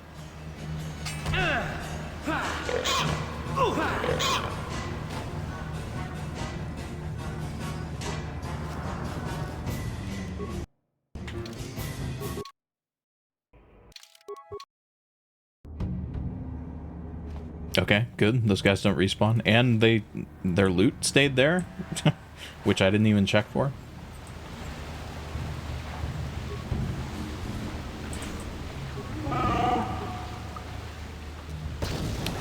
It's easy early monies as long as Zalbar doesn't just walk into the fucking mine, dude.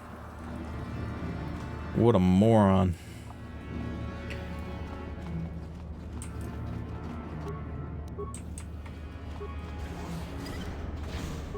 Ready. What? Get in there, you big furry oaf. I don't care what you smell. Okay, so now there is a way to get past this Rancor without killing it. Glitchless. The only problem with that is that it... well, there's not really a problem with it. I would have to dismiss Karth and Zalbar.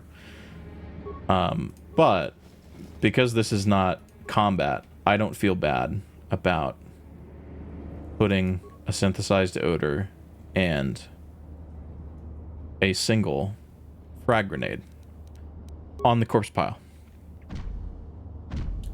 This is the intended way to get past the Rancor. You're not ever going to beat the Rancor in combat because it just one-shots you.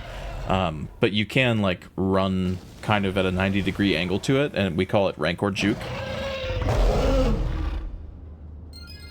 But there's nothing wrong with doing that in a combat restriction run. Yes. I don't know why he has remains, because you have to beat up the remains and then they just disappear and you don't get any loot.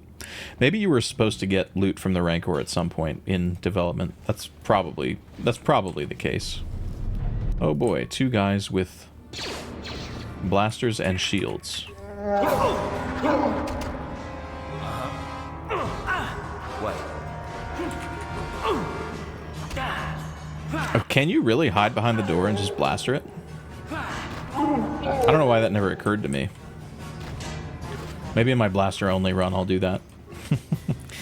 I was talking with a YouTube commenter earlier. They said something about they see a lot of blaster only runs, but they're kind of like lame. And I'm like, yeah, people have asked me to do that, and oh wait, can I go back into the sewers? Yes, I can. I'm a real Star Wars fan. I mean, I'm not a fake Star Wars fan. I don't think those exist. Just kidding. I'd never say fake fan. I shouldn't say that about anybody. What was I saying? Oh yeah, so I was saying, I was talking to this YouTube commenter earlier, and I was saying I would probably never do a blaster only run because it's not really a challenge. Like, I'm interested in doing like challenge runs, stuff that make me like think about how I have to do certain things, and blaster only runs they're just not hard at all. Like, blasters are actually kind of broken if you build it right. The only reason I would ever do a blaster run is just to kind of demonstrate how busted blasters can be.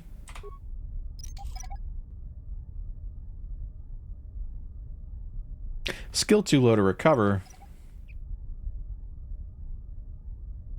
He has remains so you can remove the object of his corpse block the doors. That... I guess that actually makes sense. Although... Maybe they were thinking when they made him that you wouldn't necessarily use the corpse pile, and some people would do the stand behind the door and shoot him until he's dead strat. Because if you use the grenades on the corpse pile, or if you use the grenade and the synthesized odor in the corpse pile, he should always die in the exact same spot. So you would never have to get rid of his body.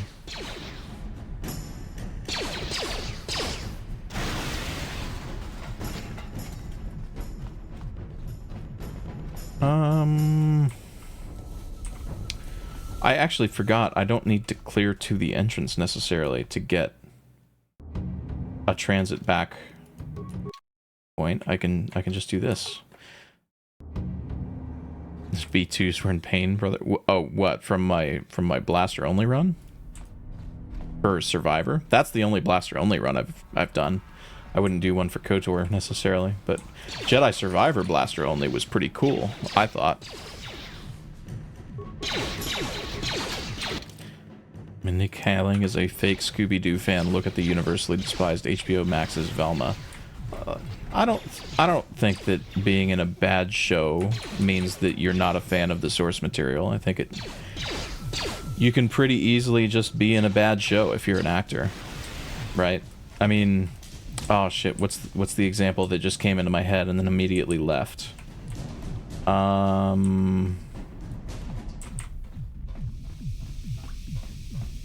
I mean, J.J. Abrams is a Star Wars fan. You know what I mean?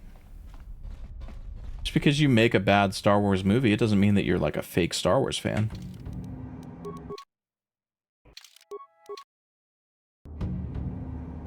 It's more than a bad show. I haven't watched it. Because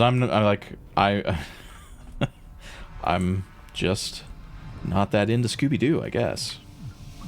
Didn't she direct it? I don't know.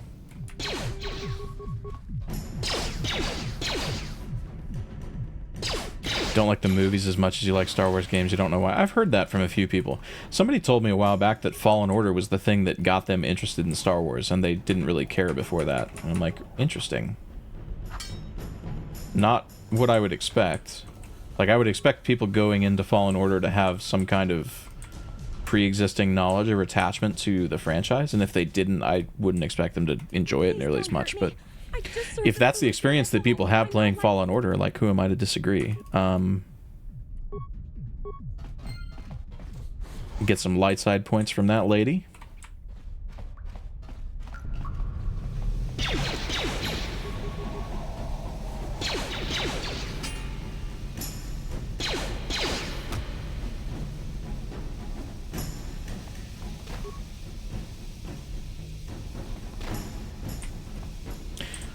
Okay, let me see. So I do want to actually go out the front door and kill those two guys out there. Like, I'm gonna have to kill them eventually anyway. So I might as well do it now. But I'm gonna take a heal before I do that. It would be so much nicer if I had force speed.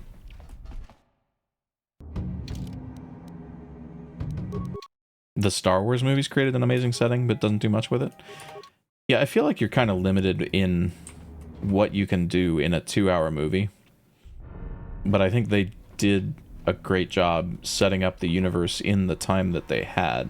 And then you have all the EU stuff that fleshes it out.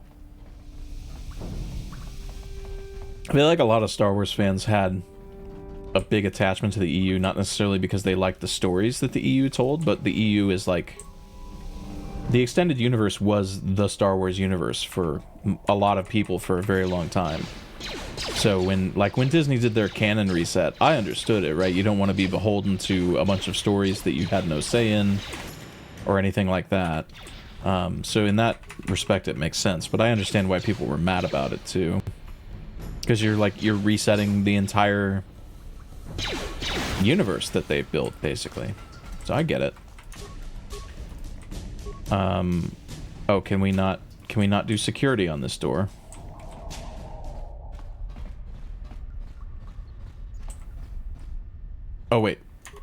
Zalbar doesn't have security. Zalbar has demolitions. Karth has security.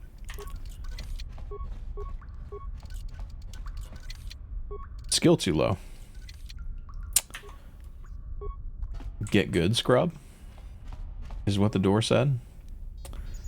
What's Zalbar's computer use? 0. So all he has is demo, awareness, and repair.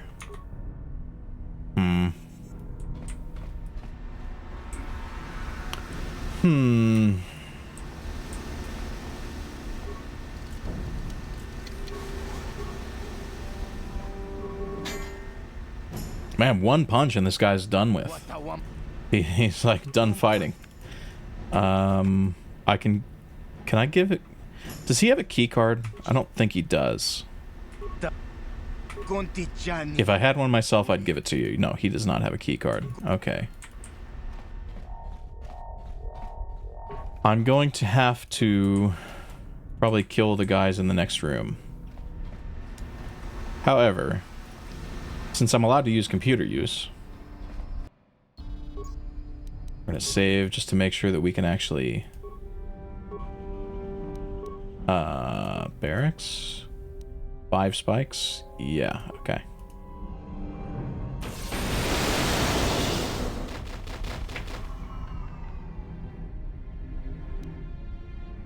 Turn to root menu, garage elevator. Okay, I can't do anything about that. Control room. Oh, that's where the dude was just now.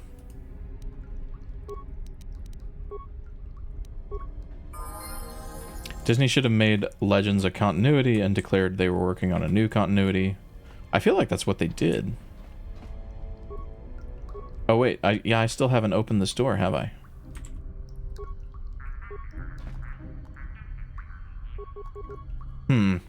How long is it going to take main character to bash this door down? Use Zalbar to bust the door down and fight the droid. Well, there's no droid in here. It's just the armory.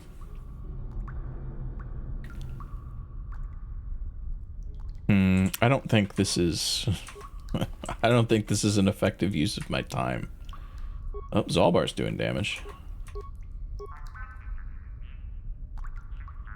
The Zalbar at least does consistently 1 damage.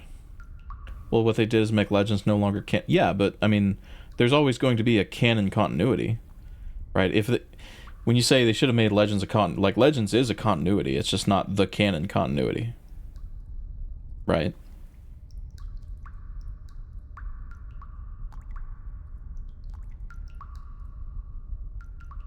Making it distinct continuity keeps it... Well, you can't really have 2 different canons unless you say one is like a parallel universe or something. Which, I mean, I guess you could do that. Say there's a parallel universe where Disney never bought Star Wars, and in that universe, Legends is canon. And in the other universe, everything that we do after 2015, when we reset the canon, is actually canon. I don't know. You're never going to make anybody happy with anything that you do with that respect, so...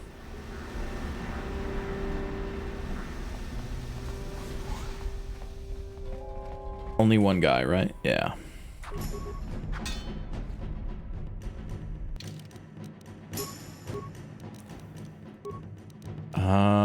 Let's level up demolitions with Zalbar a little bit so that maybe he can start recovering some mines.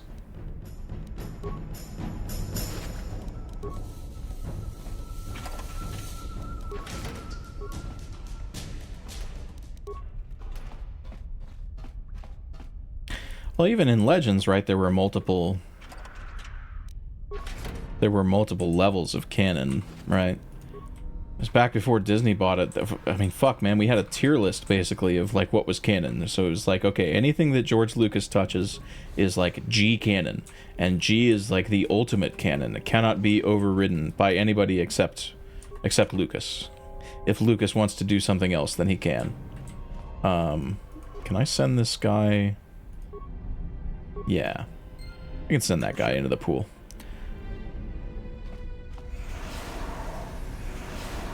Like how there's multiple Earths in Marvel and DC. Yeah.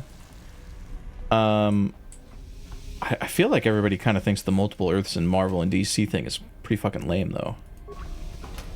Like, it's good for one-shots and stuff like that. I feel like that's the reason that exists in comic books, is so that they can do one-shots. But in the case of Star Wars, where you want people to be invested in the universe, it's probably not a good idea to have multiple continuities, or like one-shots would probably be the worst thing, because nobody has any investment in that. Beyond, like, oh, well, this could be a cool story, right?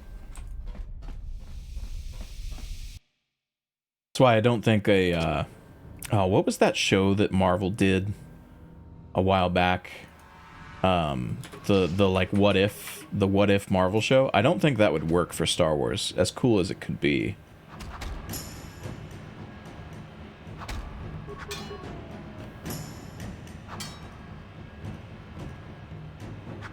There are 3 Volkers down the hall that were not there earlier, and they're running towards them. No. This is not ideal.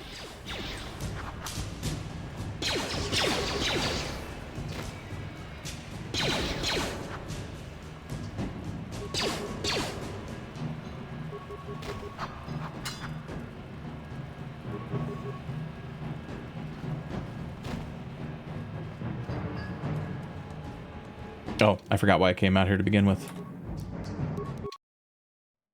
Okay, so I have a pass card. I should be able to turn the turrets off and get into the garage.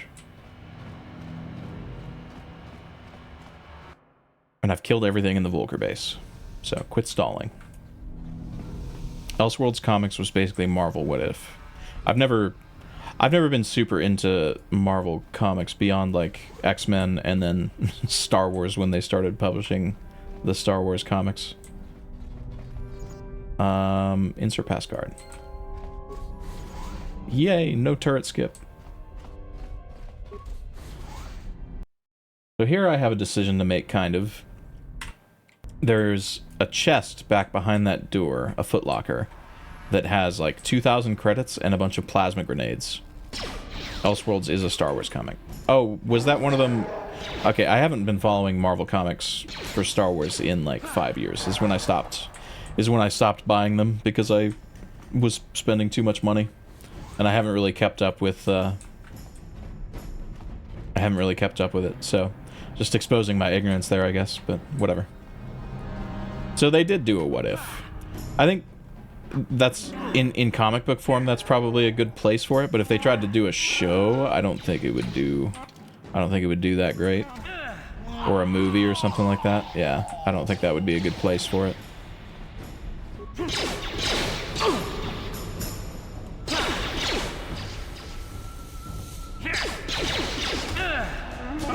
Oh, was that before? Okay. Got it. The only comics I have from before the buyout are the Darth Maul, Son of Dathomir ones.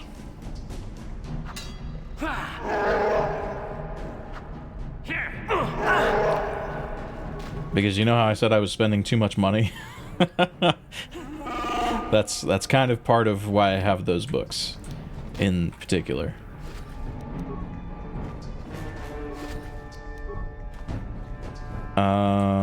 We go down here, there's a Pazak card in a footlocker down here, and I need to try to open this door.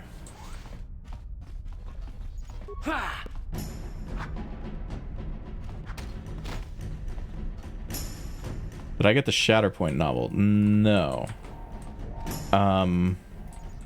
Is that the one about Mace Windu?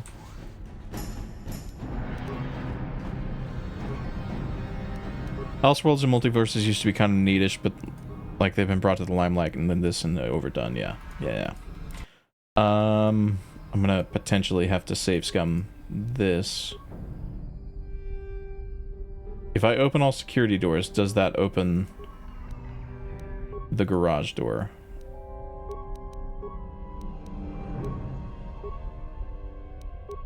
I guess it does, because that's the only thing that opens doors. Okay.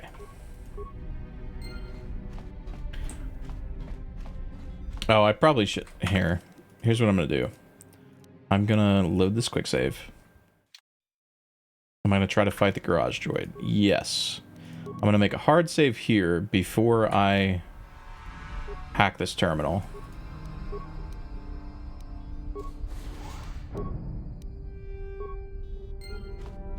Just in case the droid is impossible for me to kill with bare fists.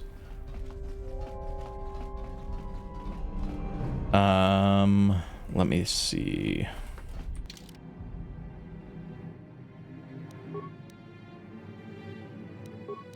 Just get everybody to full health.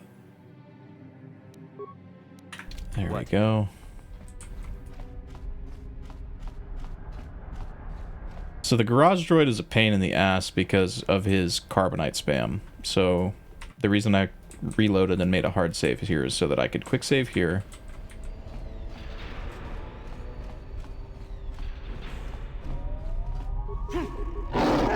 Ready? Time to rumble. Sure. I can still heal when I'm in carbonite. Don't worry about it. Not a glitch. Oh, main character died. That's not good. Get him down. Get him down. Get him down, Zalbar. No. Karth with the roundhouse kick. What? My man.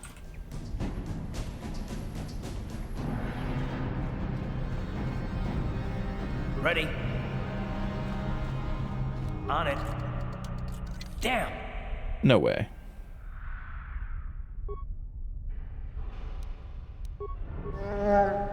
No way.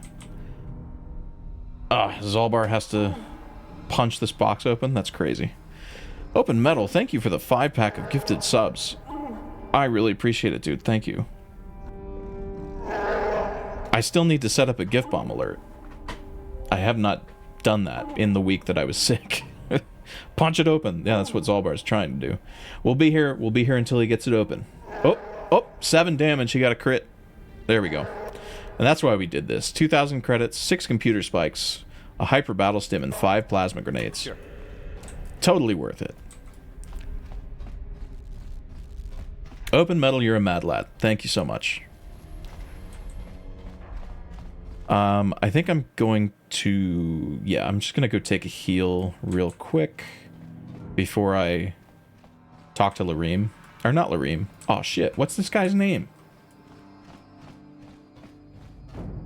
I don't remember this Twi'lek guy's name. No. It's not Lareem. Lareem is the merchant in the apartments. Mike has an upset. If my tummy hurts. I ate some bad shrimp. Mike's feeling better now.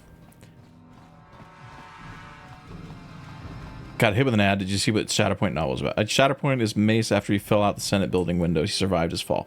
No, I did not get that novel, and I didn't know that that's what it was about. I knew that Shatterpoint was about Mace, was like some power that he has that's, as far as I know, unique to him. I'm gonna get Zalbar to disarm these. I think he still needs 10 demo to recover gas mines. Yes? What do you mean failure? Okay, dude, whatever.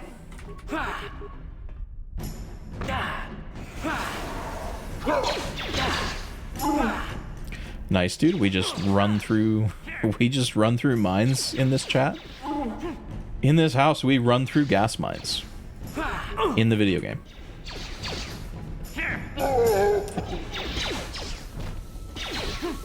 I'm gonna have to go take another heal, probably. Because I'm reluctant to ever use med packs out of combat. Oh, wait, never mind. I think the level up will probably... If I just level up right before this combat encounter, it'll probably be okay. I'm gonna go kill these guys over here, though. I'm reluctant to ever use med packs out of combat because I have this perfectly good Return to Ebonhawk meme available to me. And I need to save med packs for when I'm in combat, because I know the end game is going to be rough.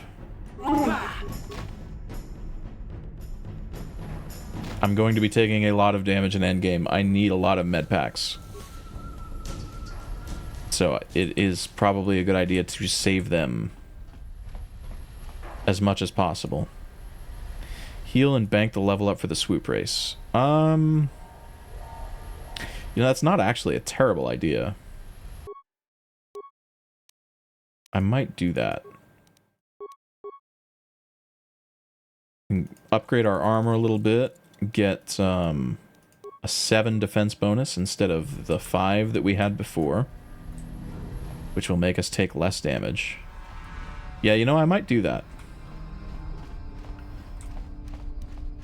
So yeah, let's go heal. It would take me 2 med packs to heal this. And I mean, everybody else has a little bit of damage too, so we'll just go back to the sewers. Better idea, bank level ups for the Terrace Governor, because you know he's gonna suck. I will probably have another level by then, I think.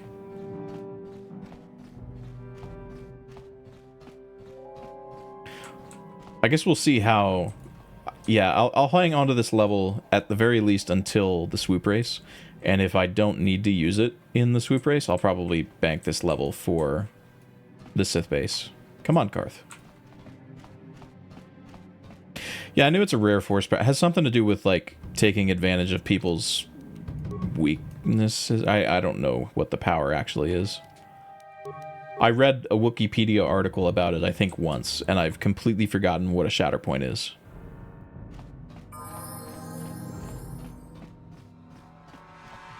Oh, Pog? We had a hype train, dude? Open metal? That's all you? How did I get a hype chest for being the recipient of a hype train? Yo, that's crazy. That's a serve emote. Yo, everybody... Hype train emotes in chat? these emotes are so weird. I mean, it's good that they're trying something, I guess.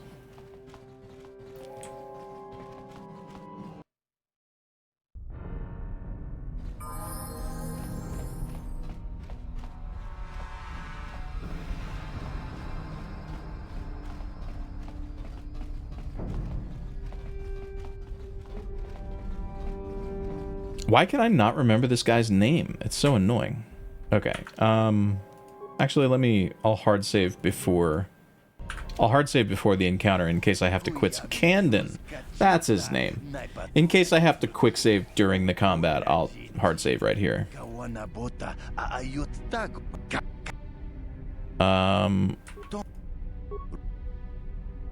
Forget it, I'm not going to betray Gadden. Okay. You asked for this!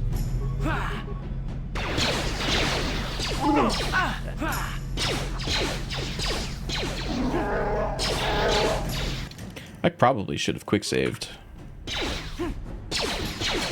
before this encounter began.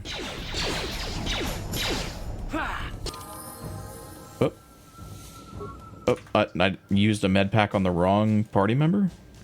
Who has the level, though? Carth has the level. Okay.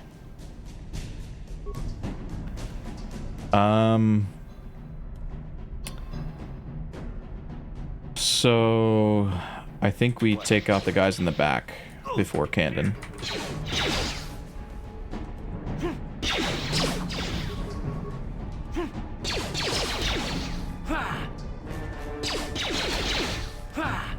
This is going okay. As long as Kandon stays focused on Carth and Zaalbar, and I can heal Carth if needed. There we go. And give main character a little baby heal. Shatterpoint lets you see points of vulnerability from the fault in a suit of armor that can be broken with the tap of a lightsaber hilt to noticing events that can be collapsed by ending Palpatine. Oh, okay. Yeah, that sounds familiar. Why did he heal?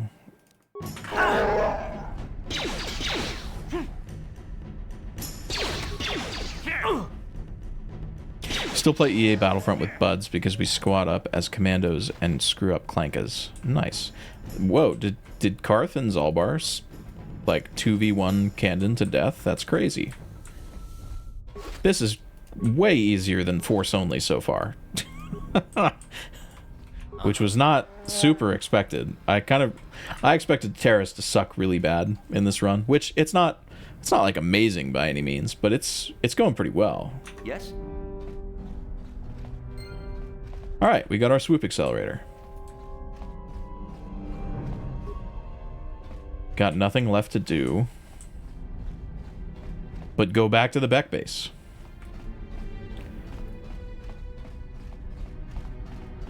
Admittedly, force powers and lightsaber lore got you into Star Wars. I mean, that's fair. It's a cool power. I just didn't remember exactly what it did.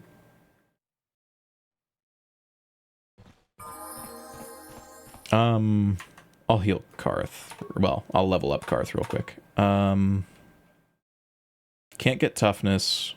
I guess we start giving Karth implants just in case he ever needs to equip one. Where is the music? I'm gonna close the game real quick, and anytime music doesn't play or we start getting like weird sound hiccups, I get suspicious that the game's about to do something bad, like crash. Not gonna use Karth for base. I'm not sure. Using Bastila for base is probably better, because I'll be able to get burst of speed with her, which will give her an extra attack. So it'll probably be Bastila Zalbar. Where are my party? Jeez, guys, come on. Sure.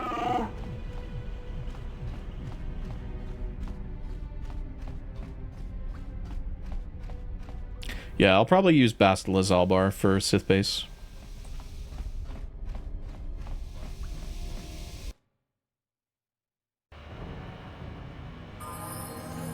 So normally I would use Bastila T3, but I think T3's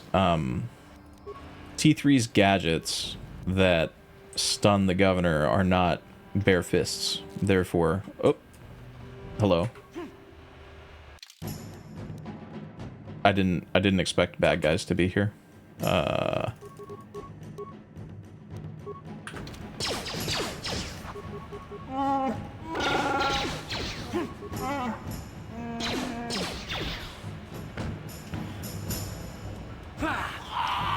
Because, yeah, T3 has some equipment that's pretty good against the governor. And can also two-shot the turrets in the assault droid fight. But because they're not bare fists, there's not really any point in bringing him.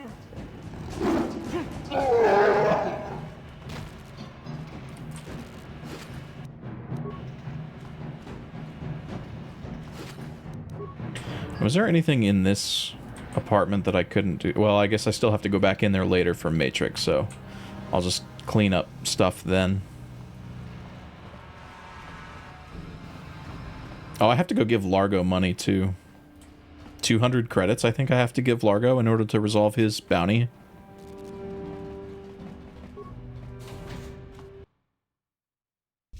Can I cannot return to the hideout here. So let me take a heal so that I can go into the swoop race with full health and a level ready to go.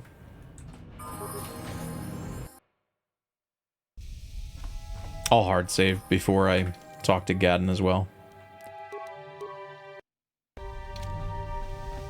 I'm not used to Gadden being here when I come back with the swoop accelerator, because I usually do the like I'm speedrun brain, so I normally do the glitch to get out of the Volker base really fast, where you basically steal the swoop accelerator and then tell Candon that you'll kill Gadden, so he kicks you out of the base.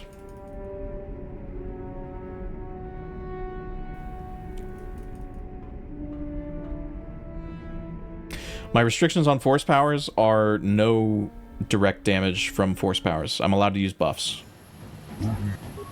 No, so I guess I'll rephrase that. No direct damage or status effects on enemies, but I'm allowed to buff myself. So I can't damage or stun the governor with the force or anything. So Bastila could use she does have stun. She comes with it, but I'm not allowed to use that on the governor.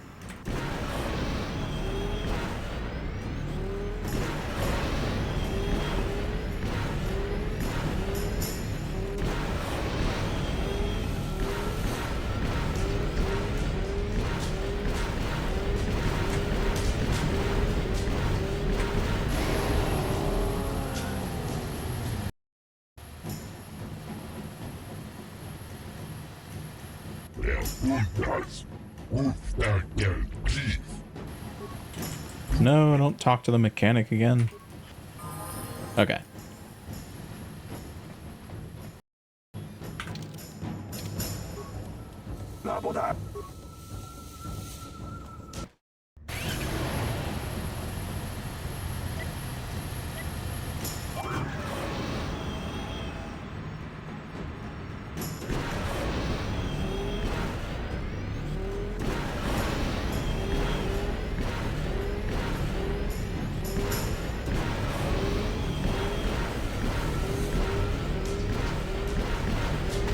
Oh no, I hit something. I looked away from the screen and I'm gonna probably... yeah, I'm gonna lose.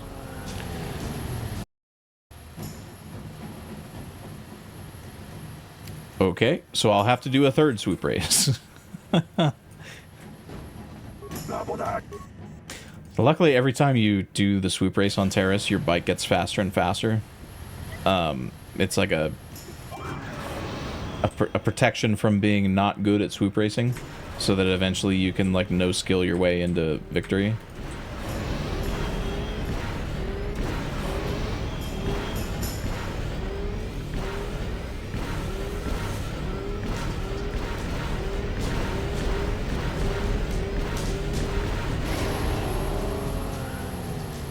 Like that.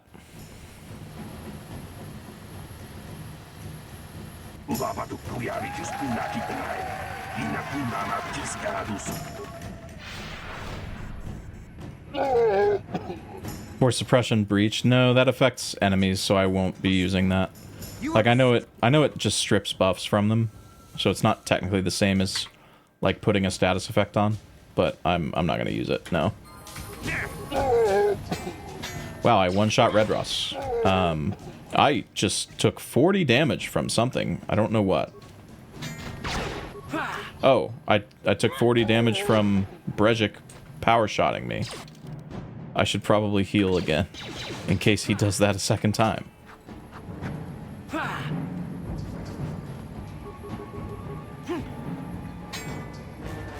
Bastila is not using bare fists, but there's nothing that I can do about that, unfortunately.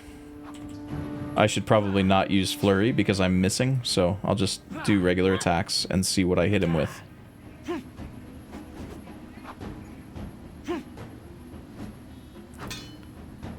Run invalid? No, it didn't invalidate the force only run. So, I think we're good here. Wow, neither of us are hitting Brejik.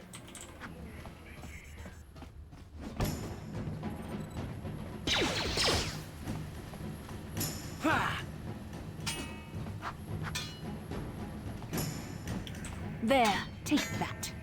Oh, well, she hit him for a bunch of... I don't know what she just did to him, but she chunked his health, man. His shit went from, like, around where the grenade is at to past Flurry in one attack. I don't know what that was. That's crazy.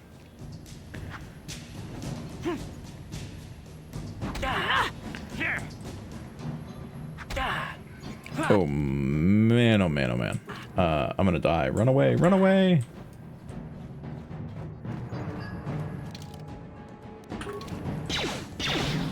Please take your... Okay, she got him. Good. Got an alacrity. We got some gloves. All right, that didn't go half bad. Redros doesn't have any loot, I don't think. So we just talked to our little waifu here and go back to the base. Between the three of us, I'm sure we can figure out some way to get off this planet before the Sith realize we're here. Bastila! Is some... All right. Yeah, no leveling up yet. How can I we're help? gonna start talking to Bastila to start her quest. I'm gonna talk to Karth again to progress his quest. Yes, what's it? I think that's all we can do. Can we talk to Mission again to progress her quest? Yes we can. Hey there. Okay, I think she's at the point where she doesn't want to talk about Griffin Lena. Yes. Okay. So that should be the only thing that we have to talk to Mission about until after Terrace gets blown up. I think. Game uses a D20 system thing. Just nat 20 is guaranteed hit and crit. Right. Obviously, I know she crit. Obviously, I know she crit him, but like I don't know what attack she used. She has flurry. So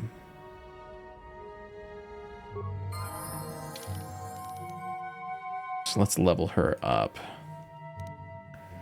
Do we? Here's where. Okay, so here's where we have to think about it a little bit. If we give her charisma, she has enough to cast, I think, 2 force speeds, so it does actually give her more force points. I think we do that. Give her burst of speed, which, oh wait, burst of speed does not actually increase the number of attacks that she has per round. Night speed does that. 1 attack per round is gained, and that effect is not on burst of speed. Yeah, okay.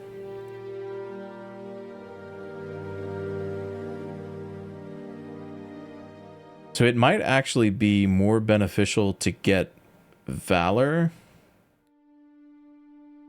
So here's the thing, I don't know how many levels Bastila has, so I'm just going to kind of stupidly min-max every single level that I have for her right now.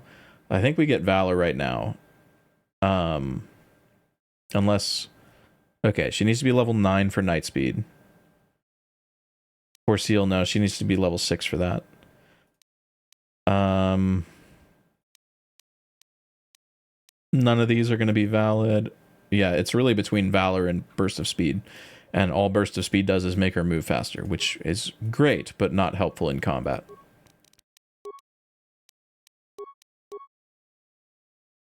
Let me look at her skills again. So Zalbar has Demo. 2 security is not going to do anything for me. Okay, so now we get Burst of Speed. She has another level. Okay. Oh, security is not a class skill for her. I forgot about that. I knew there was a reason why I only ever... So anytime I level Bastila, I always max treat injury, and then I basically just give her awareness. And I knew there was a reason for that, and it's because every other skill is a cross-class skill. Okay, so she's got immunity to stun, which is going to be good for Governor. She needs toughness, though. She does need toughness. Or does she need improved flurry? Let me see. She has 54 health. She's level 6. She would have 60 after that. I think probably improved flurry is better. And now I'm probably going to have to pick up... Oh, wait. Oh, yeah. Character level 6. Cure. Easy.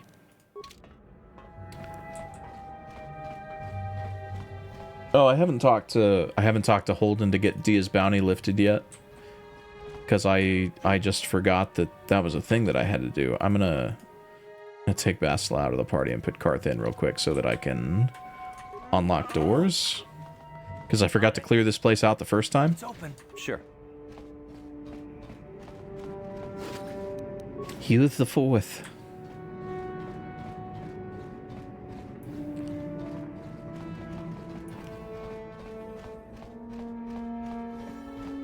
Ready? Ah, Zalbar. Sure. What? It's open. My furry brother getting stuck on literally everything.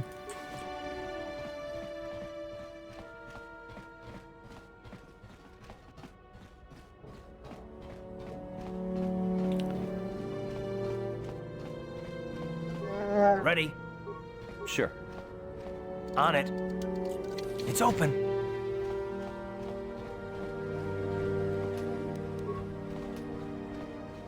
Okay. So I think we... Yeah, so here's what we do. We're gonna go to the Upper City Cantina. We're gonna do a little bit of the dueling ring. I got this bag, right? Yeah, that's... God, I need the KOTOR 2 quality of life change where empty containers say empty. So we're gonna go over to the Upper City Cantina. We're gonna do some of the dueling ring stuff. As much as I can get through. And then we're gonna do the Sith base. And then we'll finish up the dueling ring. As much as possible. I forgot to buy a permacrete detonator from Kebla the first time I was here. So, 50 credits. Huh, I was wrong. Oh, wait. Let me... How many stims do I have? 3 alacrity, 6 stamina, 4 strength, 2 battle, 1 hyper battle. Maybe I don't need to buy any... Maybe I don't need to buy any stims from Zelka right now. So I can just go give him the Rackle serum a little bit later.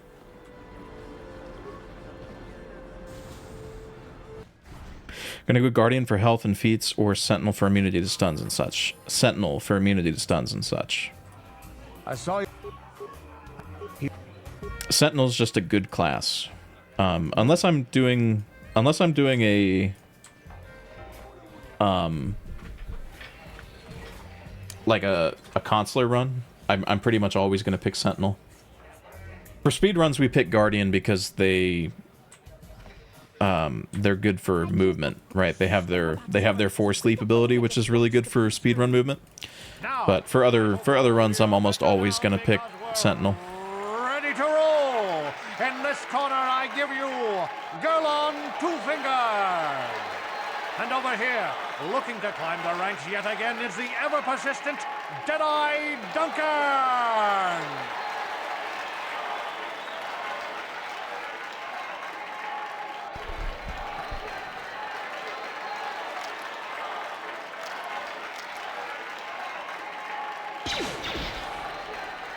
And to note... Too in love with Scoundrel Guardian to write it off, but I got you. Yeah, I wish there was a better way to do like a full melee, or like, I don't know. For one thing, I really wish Soldier was better. Soldier is a really bad class, and like under almost no circumstances should you ever pick it. But it feeds into like, if you were just if you were playing this game for the first time and just trying to do like a combat heavy run, you would think that Soldier would be the thing to pick, right? And that's especially feeding into Jedi Guardian. I don't know. I wish Soldier was better. I honestly just wish there were more classes.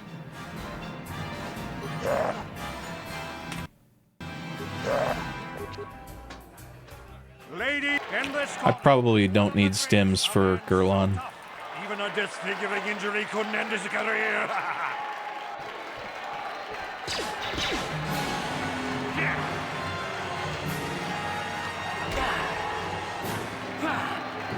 Yeah, no, we're fine.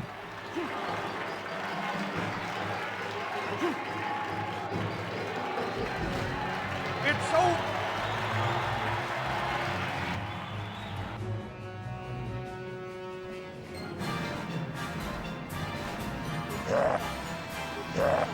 Oops, I forgot to quick save. I might actually want stims for ice. Lady, over in this corner, a woman with steel I guess we'll find out. bones and ice water in her veins. She's cold and quick as death. If this doesn't go well, then I will simply... Oh, she just insta-pulled out the vibroblade.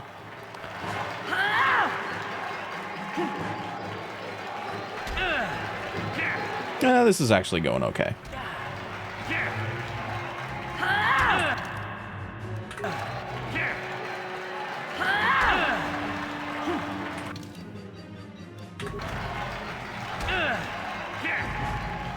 No loss for retrying a fight other than loss of dignity. I feel like there's no loss of dignity having to retry a fight where the enemies are allowed to use weapons and I'm not.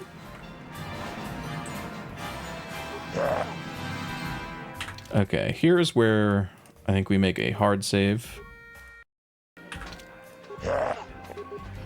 See if we can get Marl down. Marl's kind of scary. Marl likes to use some stuns on you. So let's see how Marl goes with no stims.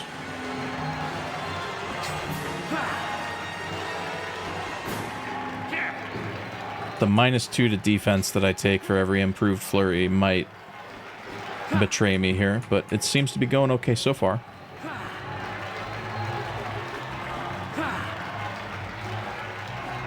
Ooh. Oh. If he does that again, I'm dead.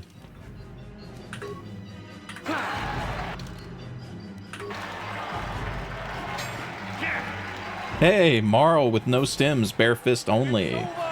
Let's go. Okay. So Twitch is not going to be doable without stims, I think. Yeah, that was ridiculously lucky.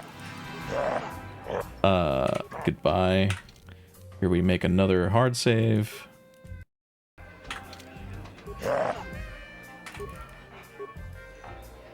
Lady, hold on to your seats and stay back from the edges of the ring.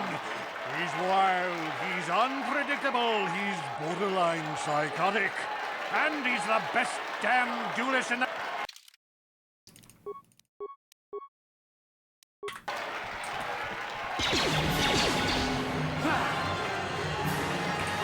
Stims don't actually help that much. They do more damage. I'm getting basically 2 extra damage every time I hit him, which is something, but it's not incredible.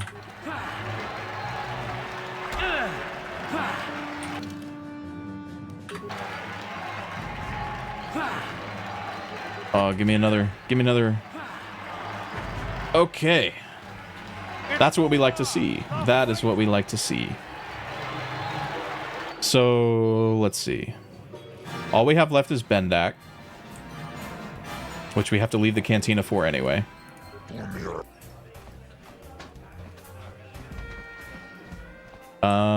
Is there anything else I have to... No, Holden's not in here. He's down in the lower city. All we have to do is talk to Bendak.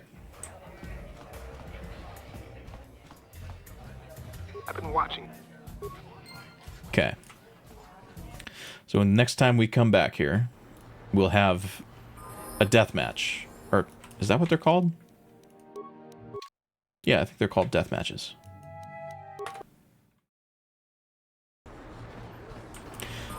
We need to take the Rakul Serum over to Zelka to finish that quest up, and then we need to do some shopping. Zelka has drugs that we might need to buy. I'm gonna buy a few stims from Zelka, just in case I need to use... There's like a couple encounters in Sith Base that are a little... It's not just Governor and Assault Droid. There's some trash encounters too, where like you'll open a door and instantly get like 4 grenades thrown at you. I have the serum. Here you go. Let's see. Do we go light side or just take the money? A few credits and 2 spare med packs. I could use the med packs. Thank you, Zelka. Let me take a look at what you've got for sale. Poison immunity or immunity to mind affecting. Immunity mind affecting, I think, is going to help me on the Governor fight. So we're going to buy this. And then we're going to buy, let's see, 1, 2, 3, 1, 2, 3, 1, 2, 3. If we need more than 3 stims in the Sith base, we're probably fucked anyway. So we're just gonna buy a bunch of med packs.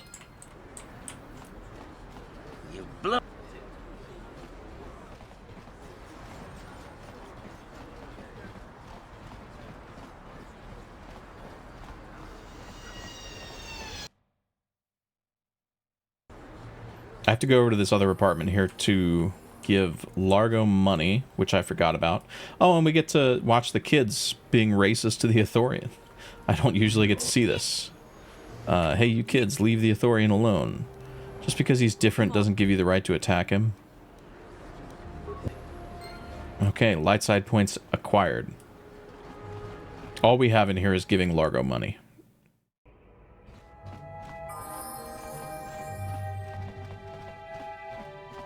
What? Maybe I can help you with your problem. I've got 200 credits. There you go.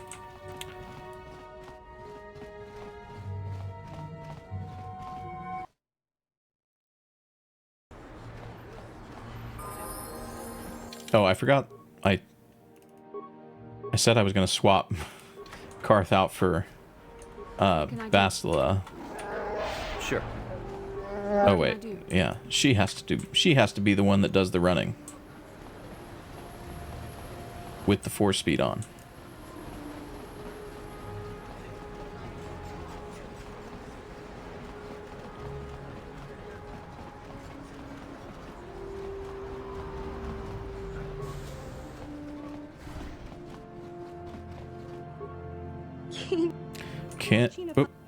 Kandra said you'd sell the droid to me. Okay, just got T3 for free at the cost of a few little dark side points. What can I do? But that's okay. Take the blaster off of T3. Although it's not really super important because he's not gonna. I'm not really ever gonna use him. What can I do? But it'll be good to take blasters off of all of my party members just in case I ever swap them into the party and forget that they have something equipped. This elevator. Just be. Yes?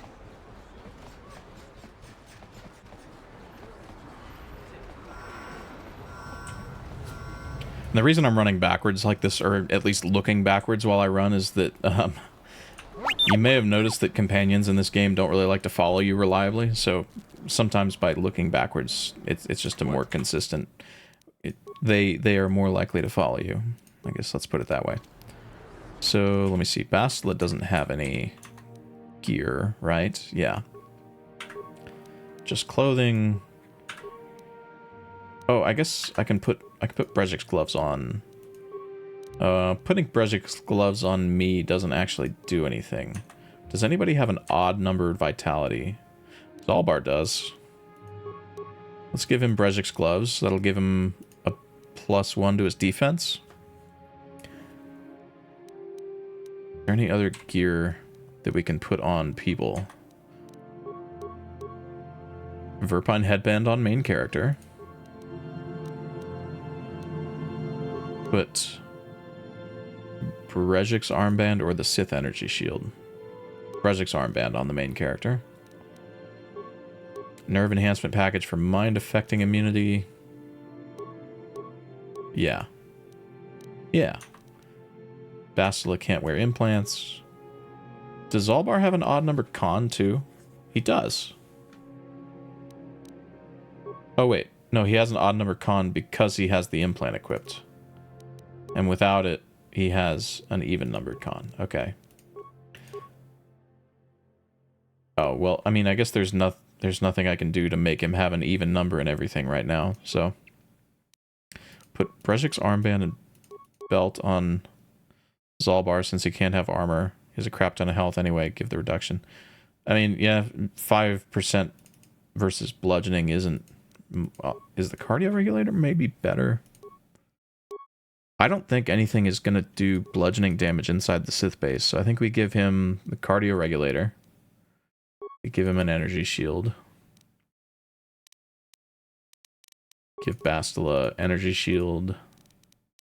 And the oral amplifier. And, I mean, why not put Brejik's belt on her, because it's the only belt that we have. Sure. Alright.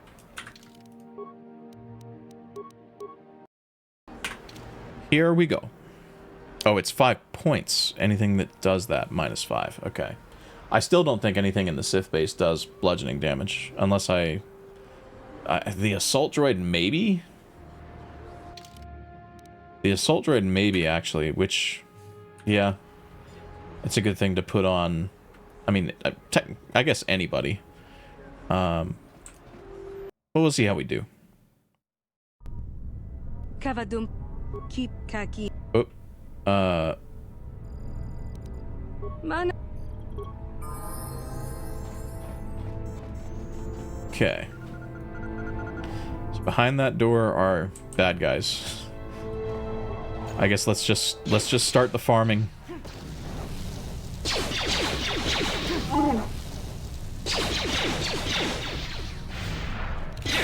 Oh.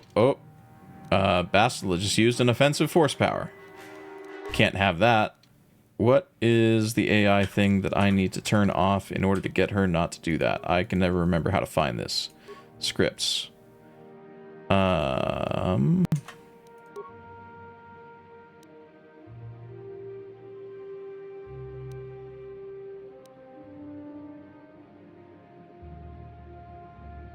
Fuck.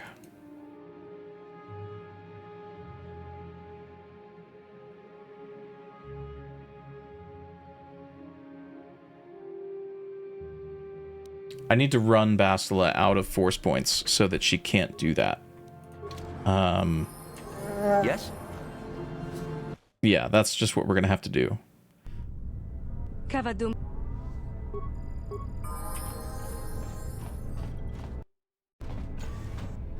So, let's see. Bastila, you go Yes? force speed. That Valor. Yeah, force Valor. What? What can I do? Yes?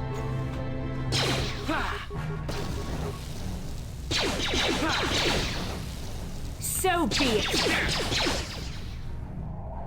I guess that's, Oh.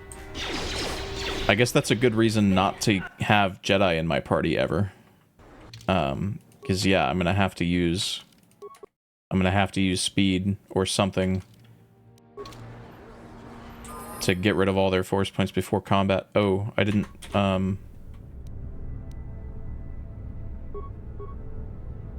she has all of her force points back. Let me see. I can queue up actions that prevent this from being an issue. So let me see. Main character, flurry on that guy. Zalbar, flurry on that guy. Bastila, cure. Oh.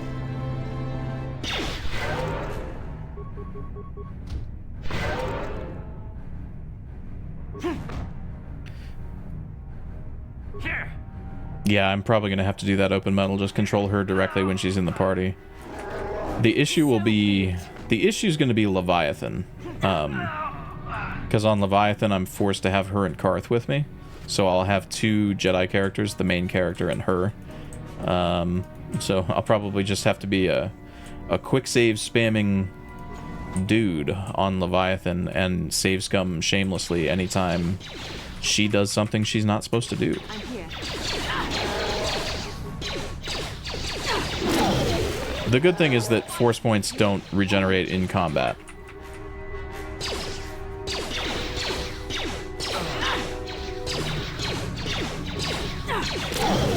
Let's make this quick.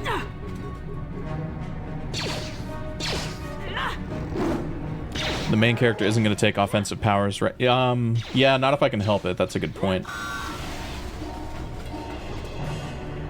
There is a slight possibility that I might have to pick one up. Sure. Like, just because I can't take anything else, but I doubt that would be the case. Not... Especially not... Like, sometimes, depending on what level you become a Jedi, you might have to take an offensive power, even if you're not trying to. But I think becoming a Jedi at level 8 or 9, which is what I will be, I think I'll be fine.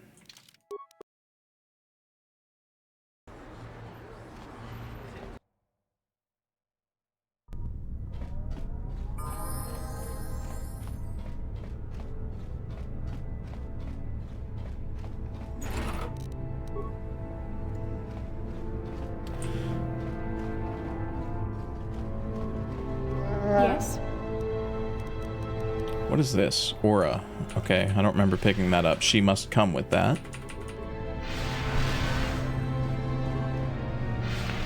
If we spam Valor before we get into combat, though, that's a good way to do it. Because now Bastila in combat, she won't regen force, and everybody has +2 to all of their stats. It's a good way to go about it, I think. If you have to take an offensive power, take throw lights. Yeah, that's what I was thinking, because I'll never equip a lightsaber, so it's basically just a waste of a power.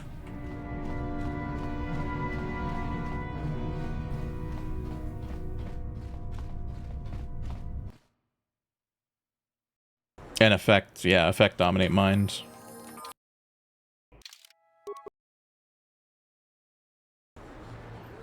I don't think I will ever have to take pro lightsaber. I might have to take effect mind.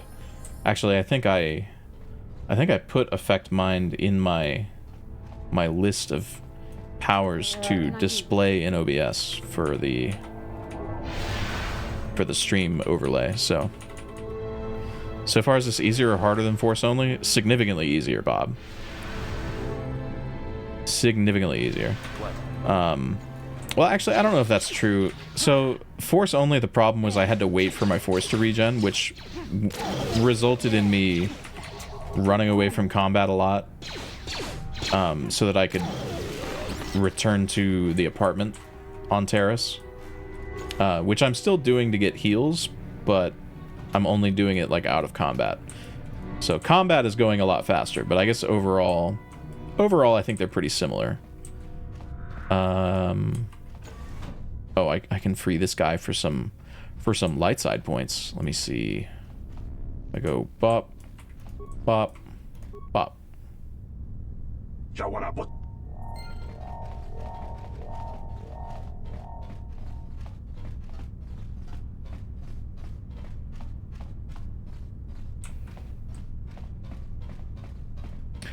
I think there's a lot of dudes in here. Oh, yeah. And Zalbar just runs. Dude. Ain't no way. This is where Bastila does a little force healing. Sure. I think. I'll use a med pack here. Why not? I've got 55 of them. Oh, that's a lot more guys than I thought.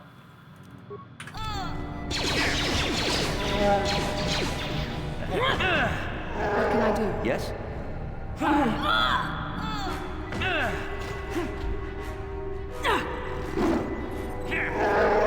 There, take that.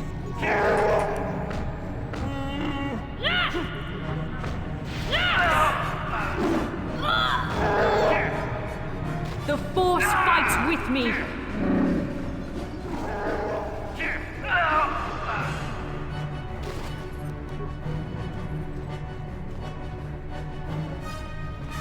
I'm here. What? Really? None of them dropped anything? What a scam.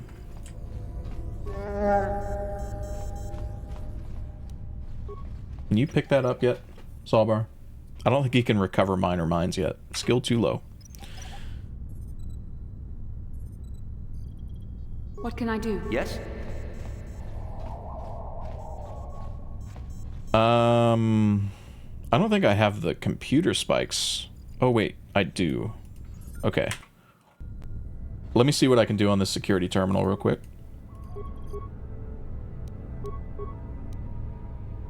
I can overload those spikes. That would not be a good use of 5 spikes, I don't think. Let me see. Control center, that's where I am. Elevator. Disable assault droid shield. 10 spikes. Let me see. I don't think Bastila has computer use. No, she doesn't. T3 does. We're gonna... Okay, this is gonna be some creative use of party members.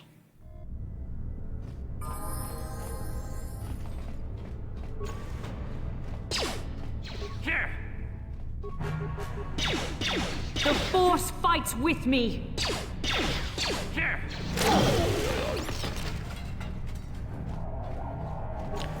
It's going to be some creative use of party members. I'm going to go out, take a heal, swap T3 into my party, use him to hack a computer, and then go back out and swap him back out.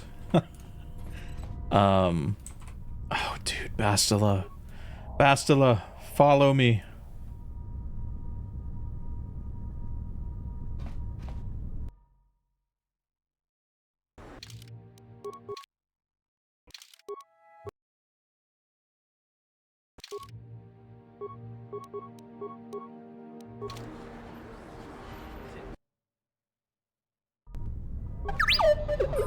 Luckily, there's a terminal right here, so we can take turrets offline. We can take sentry droids offline. Sentry droids targeting filter. Okay, all I really want to do is turn that guy's shield off.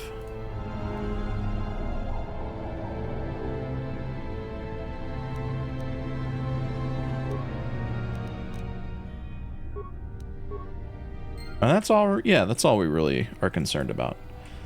There's an ad coming up, and I have to use the restroom real quick. So we'll pause it for a second, and I'll be right back as soon as the ads are over. I need to get more coffee anyway. Coffee and bathroom break. I am back. It's weird that the music cuts out sometimes. When you're on the pause menu, it seems like it would stay where it was. Anyway, we've got our party back where we want it to be. There's a few more rooms on the left side of the base that we want to clear before we go right, mostly just for XP, because I might actually have 2 banked levels at this point. I'm not sure.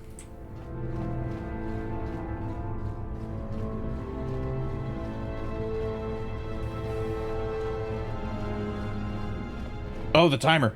Thank you. No, the timer. I forgot. Okay, well, shit. Now we have to go back. No, it's fine. It's fine. It's fine. Yeah. This room likes to immediately toss grenades. Oh, wait. I forgot to... Oh well, it didn't wind up mattering. I was gonna say I forgot to get Bastila to use all of her force points before we got into combat, but it's you know what? It's whatever.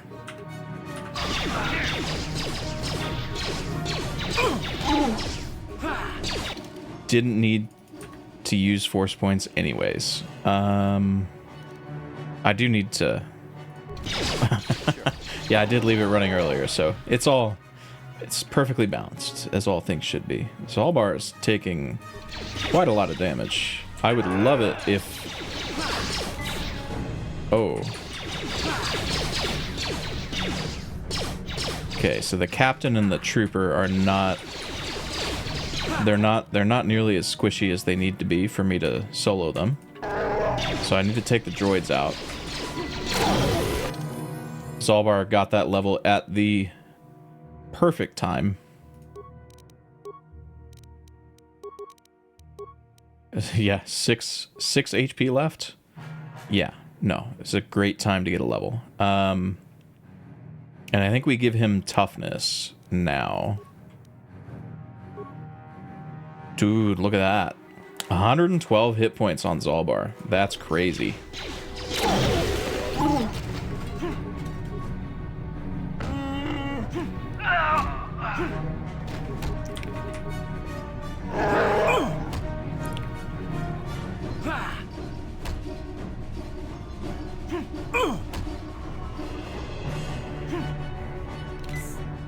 Of course, he has med packs.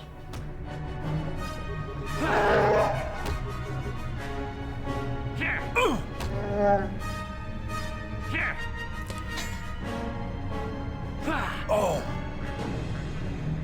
Good job, Zaalbar. You're a great meat shield. I might leave Bastila's level for the governor fight as well, actually. That seems like a smart thing to do. I kind of had to use the level on Zalbar there, otherwise he was going to die.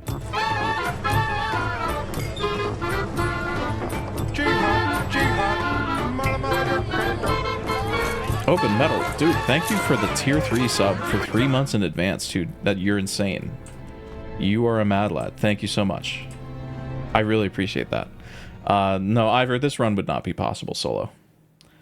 You just... Not on difficult. On easy, maybe. If you tactically skip enemies. Maybe. Full screen thing, got the BRB. Oh, do I still have BRB up? Dude, I'm professional live streamer. Professional live streamer. Thank you for pointing that out. I'll just, what I'll do is I'll zoom in on the YouTube edit if I include any of that footage. So it'll look slightly lower res, but it'll be okay. I can't believe I did that. Yeah, I kind of had to use the level on Zalbar there, otherwise he was going to die, and I would probably have had to redo that entire encounter. But I'll bank this Bastila level for the Governor fight. You don't get force point refills when you level either, so that won't make her like use an offensive force power against Governor, which is a concern. What can I do? Can Zalbar open this door? Sure. He sure can.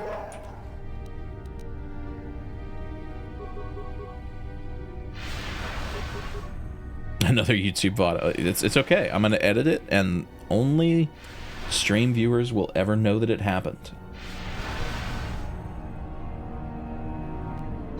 Okay, she's out of force. I just need to make sure that she remains out of force. Because we're not in combat, so her shit is regenerating very slightly. What? What can I do? She's got...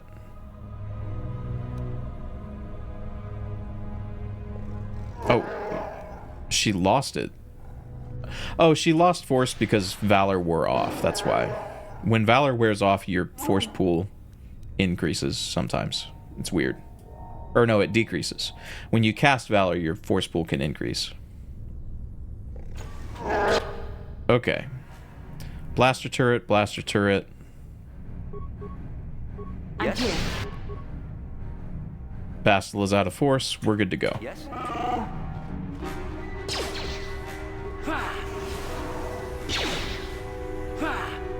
The Force fights with me.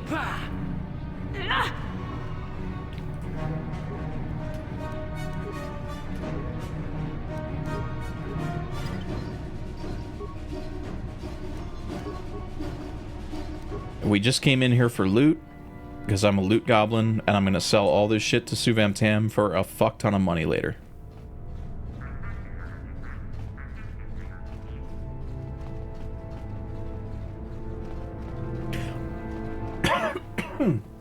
Excuse me. I don't even really need to go outside to heal yet, so we can just continue on in this direction. Make progress on the right. Yes?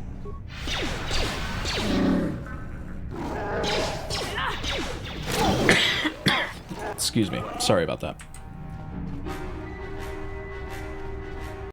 I will quick save here because this fight can go wrong really fast, kind of like that. Jesus, dude.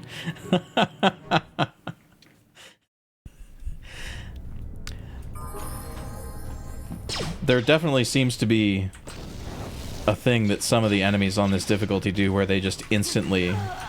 Okay, well, Bastila's dead. Don't have to worry about her using the force now. Some of these enemies will just instantly toss like 5 grenades in your direction. It's ridiculous.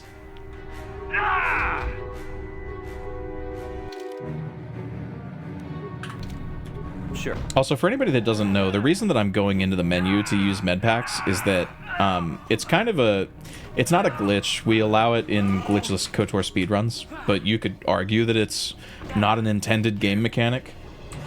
So when you try to use a medpack like just in combat like this, it gets queued into your action bars like that, and then the character that uses the med pack goes through an animation of like using it on themselves, and it consumes their standard action for that combat round. So you can't use a med pack and attack on the same round unless you go into the menu and you use it. You're still limited to like one medical item, so like one med pack or one stim per combat round, but it doesn't consume the combat round. So I think it's possibly intended, possibly a developer oversight. I don't know if we're really sure. Lane would probably be the only one that can answer that question.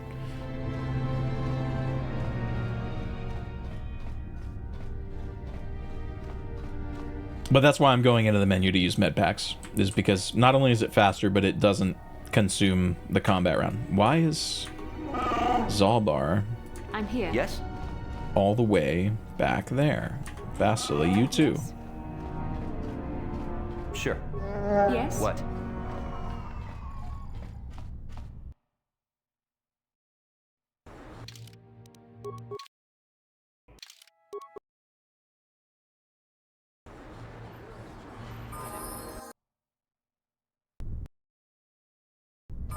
I thought the game crashed. I accidentally just clicked off the screen for a second there.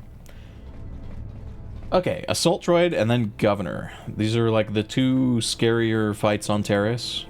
I should be okay because I'm level 6. I've got, I think, probably 2 levels queued at this point. So I think you need 25,000 XP to level again. I could be wrong about that. We'll take a hard save right here. And with What can I do? Bastila, Valor, Valor, Valor, Valor. Sure.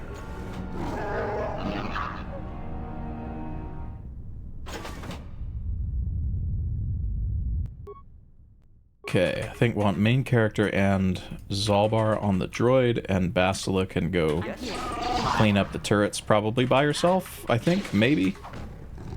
Yes? Okay, main character's taking a lot of damage.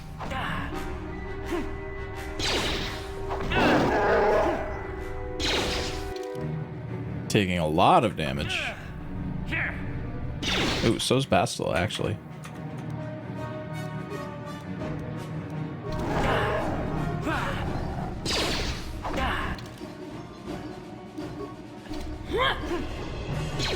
Okay.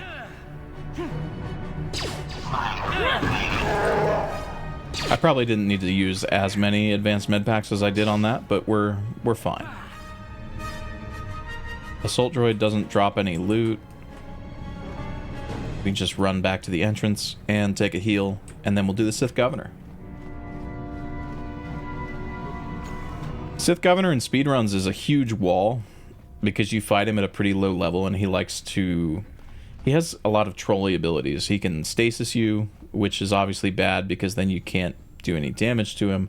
He also has Force Drain, so he can start spamming Force Drain and literally you just can't kill him because he out heals your damage. What's up, 30? How you doing, man?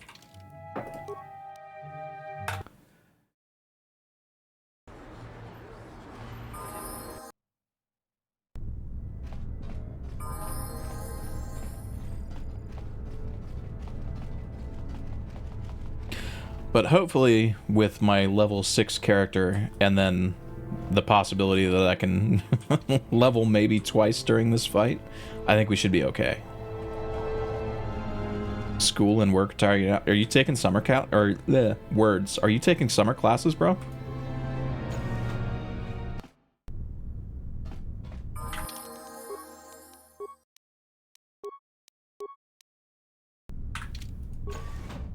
Who did this?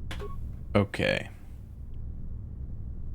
11111 111111 111111. Oh wait. Bastila needs to use up her force. What can I do?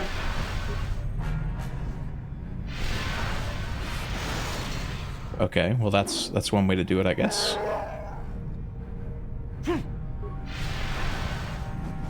That hurt, I bet. Okay, now Bastila can 1-1-1-1-1. This is going overall pretty okay. And as soon as I say that, he's going to start spamming Here. life drain. Yep. Yep. Mm-hmm. Mm-hmm. You cannot win.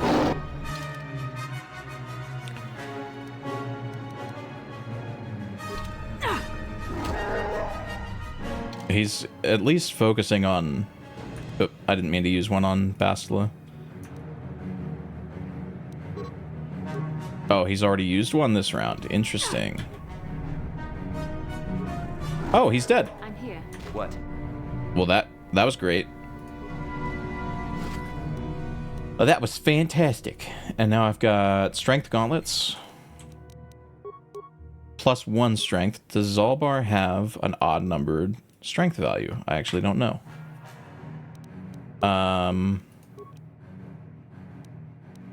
He does not. Nor does Bastila. Oh, main character does, though. I didn't realize that. I forgot that I had leveled up strength by 1. Yeah, pretty tame governor. I mean, we're level 6, so we're level 6, so it was probably going to be okay. So now here's the thing. Here's the other thing. I need to finish Bendak, which is going to be potentially interesting. I also need to... Now that I got through Governor without using that level, I'm considering banking it for the Calo Nord fight.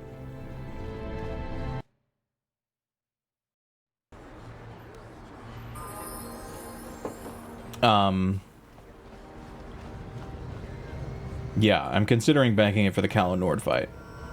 And if I don't need to use it on the Calo Nord fight, I still want to be a level 8 scout, I think. Reason being, scouts have this ability called Uncanny Dodge that gives them bonus on saves against grenades. And grenades are like really, really dangerous on difficulty for some reason. Enemies just love to spam grenades and they do a fuck ton of damage. The defense bonus when surprised by camouflage opponents is basically never ever used because there are no enemies in this game that surprise you from stealth. But the bonus against grenades is useful, so I want Uncanny Dodge 2, which I think you get at level 8 as a scout. And also at level 8 as a scout, I get the implant level 3 for free. So yeah, I want to be level 8 before I become a Jedi. Oh crap, I still haven't talked to Holden to get Dia's bounty lifted. I can do that. I can do that after Bendak, I guess. I'm gonna take these guys out of my party just so they don't slow me down when I'm running around. Calo shouldn't be too bad if everybody rushes him, honestly. So, on difficult, Calo can fairly easily one-shot anybody if he gets lucky. So, even if everybody rushes him, doing hand-to-hand damage, it might be... We might have to try it a few times, that's all I'm saying. But, we'll see.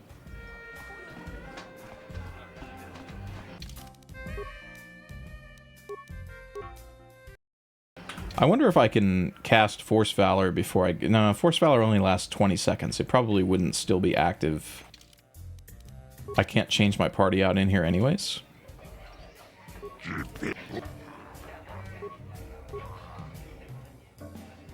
If I lose this, I will try to... I'll run out of the cantina, get Bastila, cast Valor right before I talk to Azure. Any of them are still alive. And see if the bonus is still active when I get into the arena here. Alacrity, stamina, strength. Battle. +1 attack, +1 damage, or +2 attack, +2 damage. I think we're good with just the battle stim. Let's see how this goes.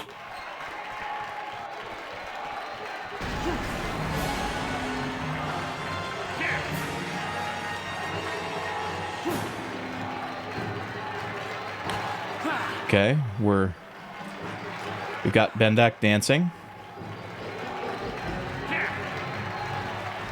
Oh crap.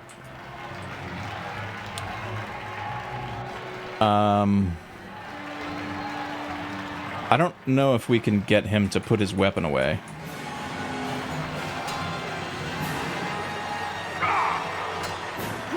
But with his weapon out, I might not be able to hit him that reliably. We'll see how this goes.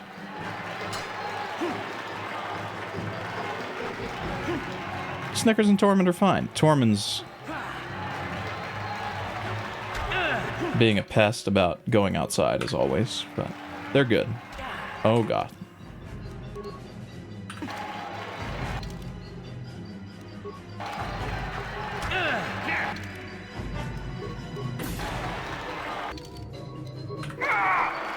He's gonna kill me.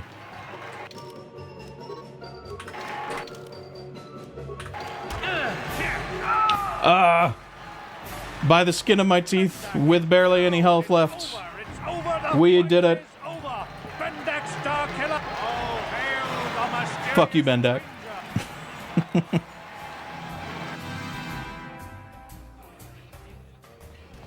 Get crushed, idiot.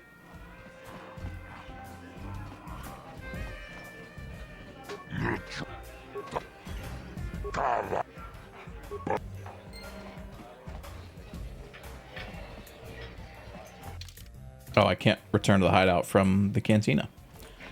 Cool.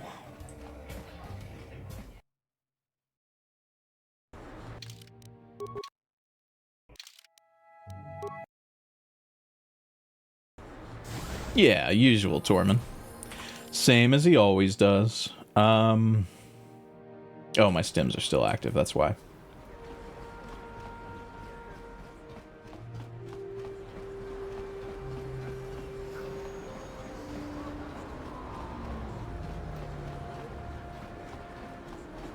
I went and I gave Largo money.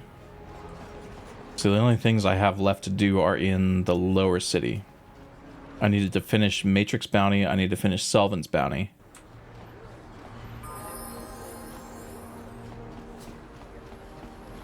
And I need to talk to Holden in Javier's cantina to get Dia's bounty removed.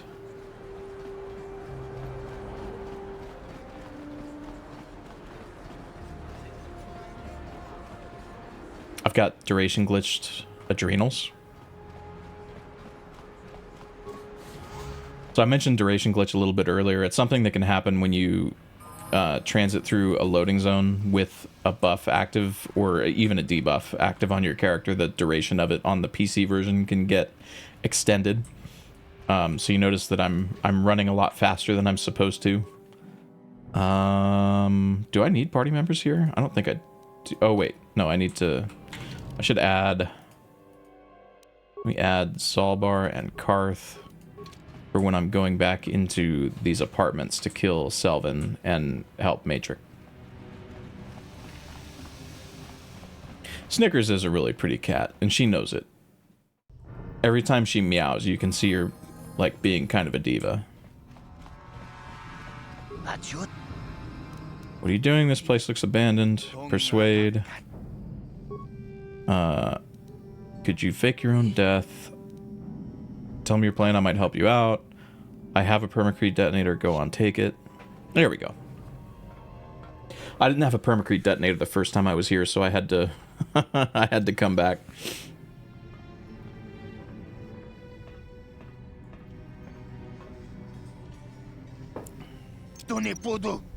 Rana no prata don't know sercha ichua penki.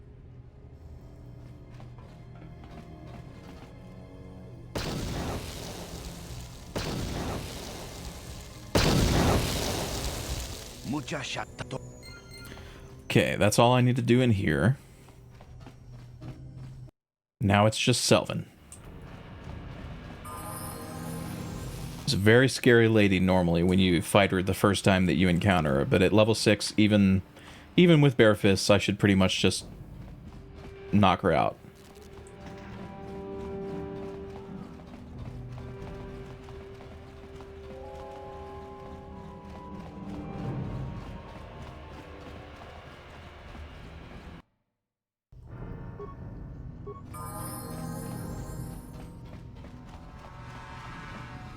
I'm going this way just to make sure there are no Volkers that are going to sneak up on me when I open Selvin's door. Okay, interesting. Did the Volkers in here, like, despawn after you beat Brejik? Because normally there's, like, tons of them. It's been a long-ass time since he's done a Darkside playthrough of this game. It's really funny just being a jerk. On it. Yeah, some of the Darkside choices are kind of like kicking a puppy. Well, go with... I gave you... Now you... Uh-huh.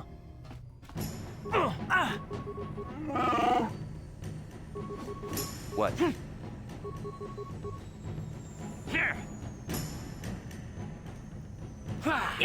Get fucking shit on, Selvin. That was a Karth level up.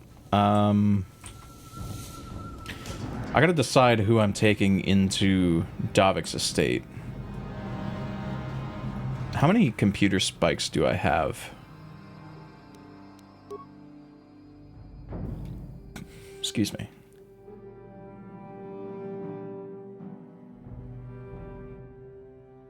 I have 9 computer spikes. I don't know if that's going to be enough to open the hangar doors without T3. It might or it might not. I actually don't remember. I think we probably take Zalbar into... let me transit back just to heal Zalbar. I think we probably take Zalbar into Davik's estate. So we'll have Zalbar and Canderous, who are really the 2 best characters to have in a fist-only run if you're allowing companions, which I am. Can't back out of Davik's, probably best to bring Bastila to heal herself and MC. That is also another thought.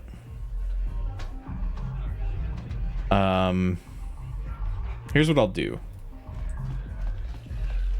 I figured you'd be... Nah. I have a few things to take care of first. Here's what I'll do. I'll turn this stuff in. Oh, I still have to go...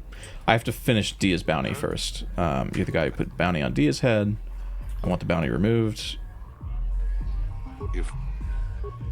Okay. I have to return to the hideout and talk to Dia, I think, to finish this quest. You're back. Wait a... Keep your reward. I want the light side points. That should have finished. Matrix bounty, Karth, Bastila, escaping Terrace. Yeah. So now we just have to talk to Zax. This is not a quest, so we're not going to dance with Lynn. As much fun as it is. Got a bounty I want to collect on. Tell him Matrix is dead. Pleasure. I've got a bounty. Bendak. Thank you. Bounty. Selvin. Thank you. I'll be going now.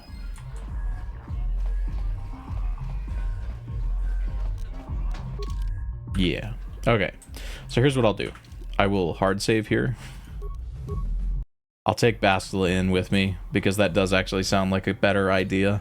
And Canderous has a high strength modifier, so having him with me to help punch stuff I think is probably going to be good enough. And if it winds up being the case that I just don't have the damage, I will reload that hard save.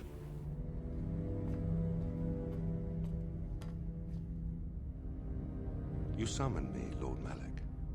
The search for Bastila's... Javier's Cantina? Yeah, that's a meme in the KOTOR speedrunning community. A lot of people say Javier. I'm pretty sure it is supposed to be Javier. The entire planet, Lord Malik. Actually, I think Canderous actually calls it Javiar's Cantina when he tells you where to meet him after you break into the Sith base. So you are correct in your pronunciation. I'm just being silly. Of questioning my orders, Admiral. Surely you are not so foolish as to make the same mistake. Of course not, my Lord Malik. I will do as you command, but it will take several hours to position our fleet. Then I suggest you begin immediately. You are dismissed, Admiral. Yes, Lord Malik.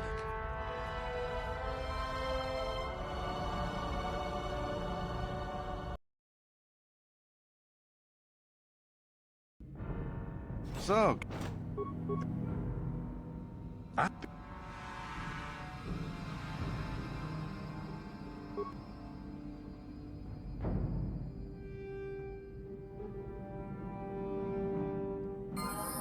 Okay, immediately take Canderous's blaster off.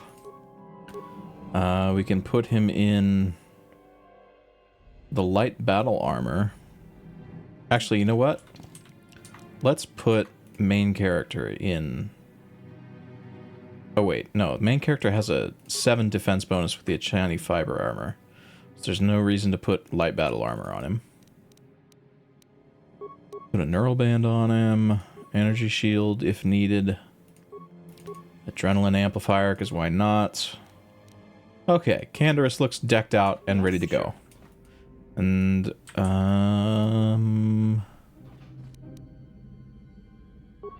so everyone has... Well, what level is Canderous, first of all? He's level 5. Let's level him up once. Just to give him... Oh, he already has toughness. Just to give him... improved toughness. And then we can save a level... What can I do? For if it's really, really needed. Having everybody have levels, like, banked is a good position to be in, I believe. Oh, okay. I might want to... Yes? I might want to hack a terminal and, like, open all security doors. Because there is stuff in these rooms that I want. I didn't consider the fact that there would be locked doors in Dalvik's estate that gate me from things that I want. I think I still have duration glitch. That what? Oh, he is actually doing damage to the door. He would have opened it eventually. What? Yes? Sure. Yeah? Stop, Canderous. I'm here. Yes? Huh? What can Yes? I do? Yeah? I'm here. Yes? Alright, let's find a computer terminal in this room here and see if we can unlock these security doors. I think we can. I'm just not super sure. What? Oh, Basilisk still has force. Yes?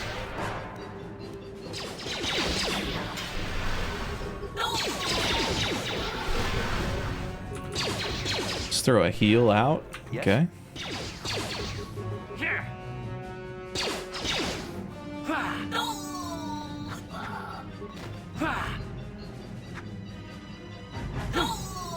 Alright. Good call, Shepard, with the Bastila thought. Because I think main character might have died there, if not for the heal. But okay. Who has the highest security use skill? Or not security. Computer use skill. Well, main character has -1 int, so it's going to be one of the other two. So let's see what... Can I help? let's see what Bastila can What can I do do? with this terminal. Slice. Open on security doors. It would be 10 spikes to disable hangar security, so I cannot do that. There's a reason that we bring T3 with us. Let's just say that. So I'm going to have to go find the pilot and free him from his little torture chamber thing. Hey! Who do? Hey, And No need to call the guards. I just got lost. Okay, well, fuck you. Yeah? What can I do?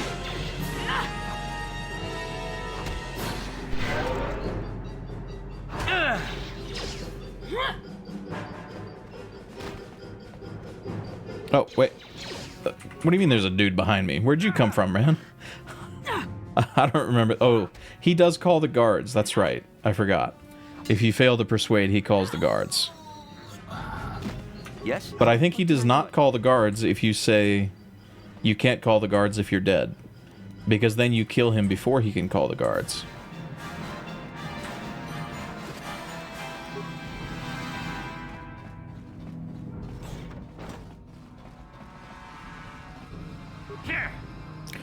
What? Canderous? Let's see how long this takes. There's not even anything good in here. Like, this is such a waste of time to try to break into these. Sure. In my Force only run, I even equipped weapons to do it. Right? Because they're not enemies, so it's like I'm not doing direct damage to an enemy with these attacks. But these footlockers roll like nat 20s on their fucking evasion all the time. It's crazy. Like, look at that. I had Canderous shooting at it. I had main character hitting it with a lightsaber in my Force only run. It was nuts. Why not waste the time while Bastila builds the heal points? That's literally the only reason that I'm doing it. Yeah. Sure. I guess I could make... I wish you could assign them to break into... Yes? Because main character... Whoever you toggle away from stops hitting the thing.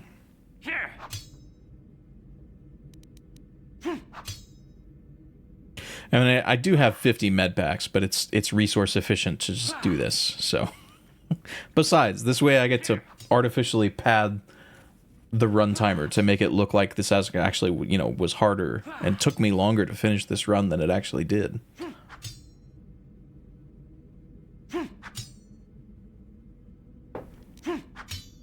Yeah, like, there's a hair trigger and a Pazak card in here, and then I think in here there's something even less valuable. Oh, a 10. Yeah. I crit against the Footlocker. That's crazy, bro. What? 11.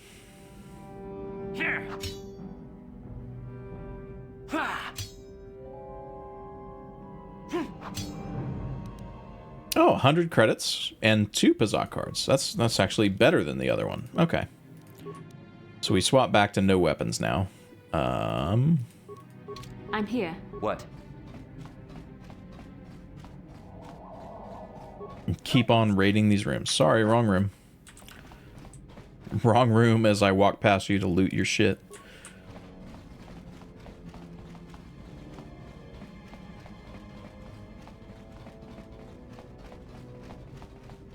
Oh, these are where the guards came from. I get it. Oh, man. Okay, I should have probably let Bastila regen more force, but so now I'll have to use...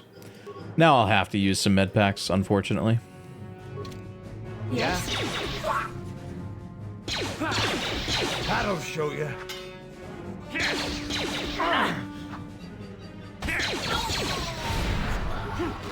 What? Bastila just used a force pack. Okay, I guess she can... Damn it.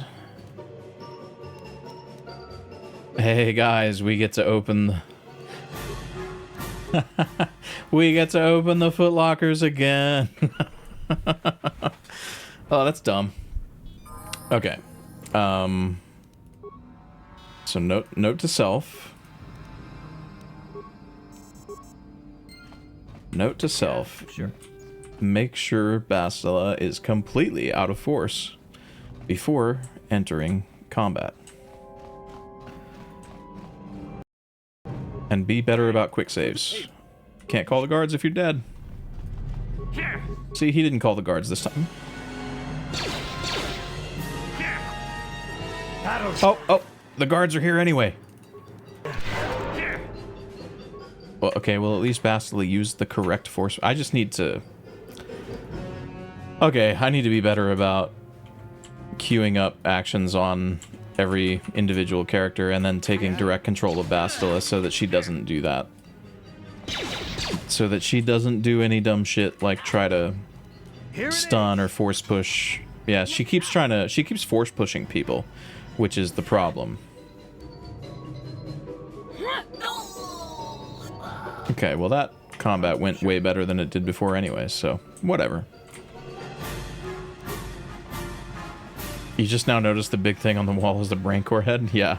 This is Callow's room, and these are all of Callow's trophies, because Callow likes hunting.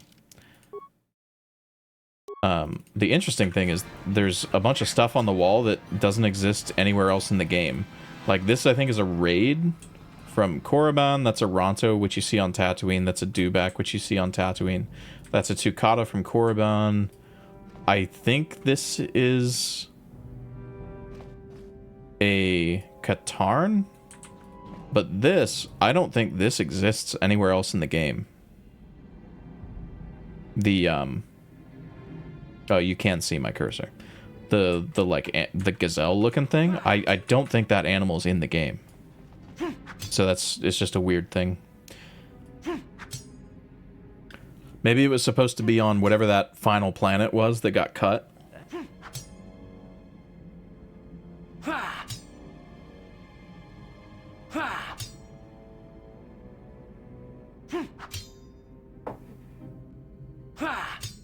Like Sullust or whatever the planet was, I can't remember.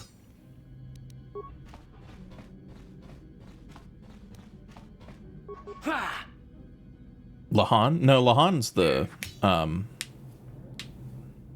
don't sorry, I didn't read that was you that said that. No, the one that was cut, not Lahan, because Lahan's the final planet. And that's not on Lahan. Was that supposed to be on Lahan? Do you know something I don't? You might know something I don't. But I know there was another planet that was supposed to be like a 6th star map, and it just got cut for time or something. I thought it was supposed to be Sullust, or I don't know, maybe some other planet. Sullust would make sense because I think it talks about Sullust in... It's mentioned somewhere, and then oh, I forgot to... I need to take the vibroblade off. Then when the in the Dantooine ruins... Oh, crap. Let me... Here. In the Dantooine ruins, where you talk, or you're hacking the computers or whatever, trying to open the door, it mentions volcanic worlds, which there are none in the final game, but Sullust is a volcanic planet, I think.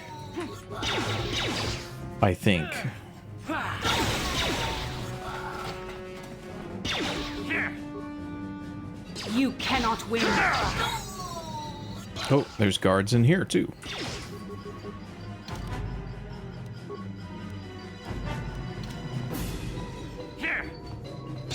You shall fall. There, take that.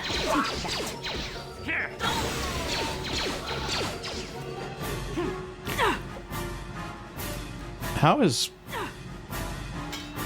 Bastila regenning force? How does Bastila get force regen in combat, and the main character does not? Does she have some kind of feat that gives her passive regen?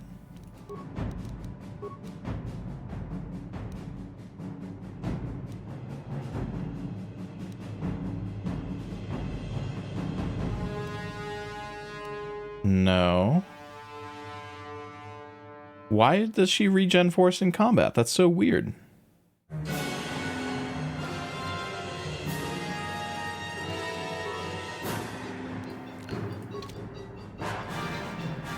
Yeah, that's kind of what I'm thinking. I'm just never going to be able to have any Jedi character other than the main character on the team when they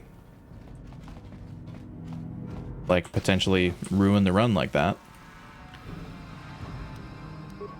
Leviathan will be interesting because I have to have Bastila with me on Leviathan. The game forces me. No choice.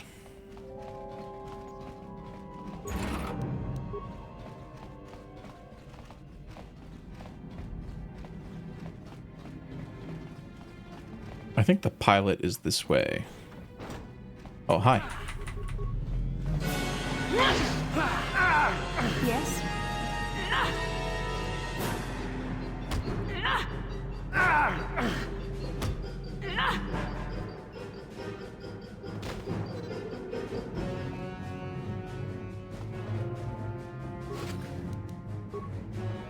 Computer pass card. Okay. Yeah? What?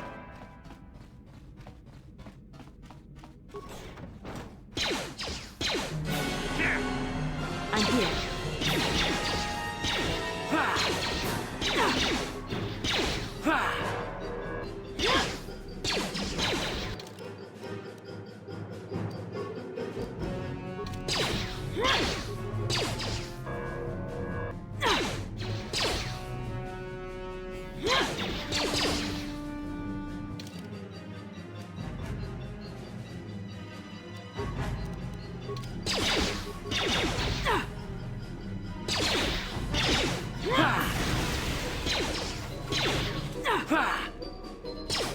Although now she's not regenning force. So maybe she just wasn't registered as being in combat there? I don't know. Either way, whether or not they're in combat seems too inconsistent to trust. Couldn't stand by and let you suffer. We got the Ebonhawk codes. We can get out of here. It won't. We've got what we. All right.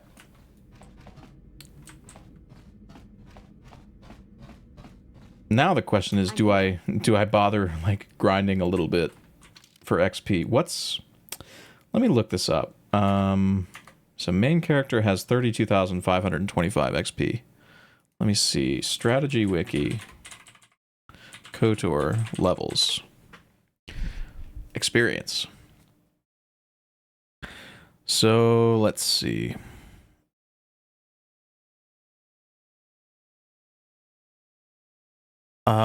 That's not the table that I wanted. This is the table I wanted. Level. Okay. 32,525 is level 8. So I do have 2 levels banked. If I get another 3,475 experience, I will be at level 9.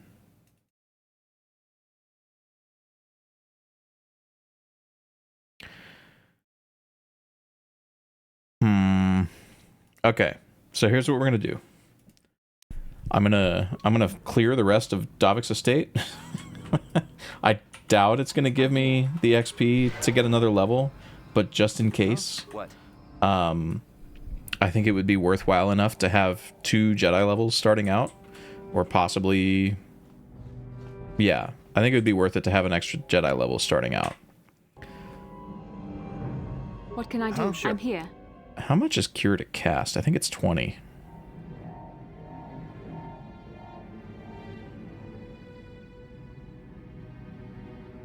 Okay, maybe it's 25. Oh no, it's 20. What? What? How dare you? What?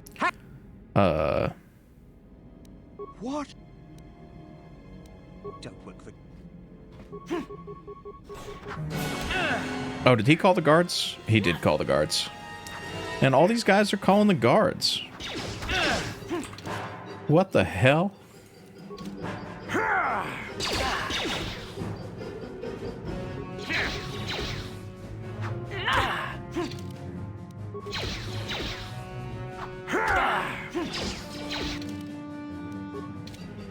That'll show you.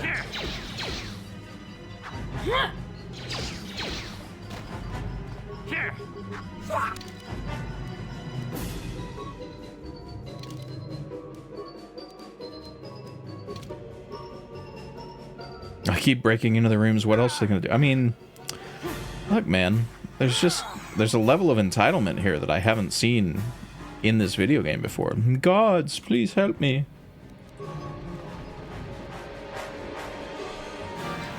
You know, they never do this when I play as Mullet Man. I think it's something about the way my character looks, you know what I mean? That's what I think. I think these aliens are racist. What can I do?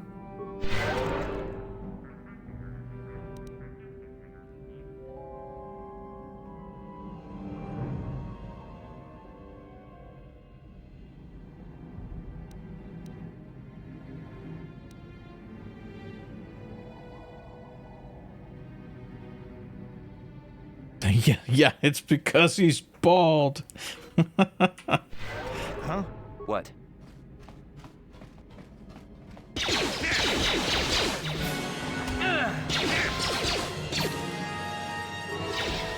Take a lot of damage from these guys. That's pretty crazy.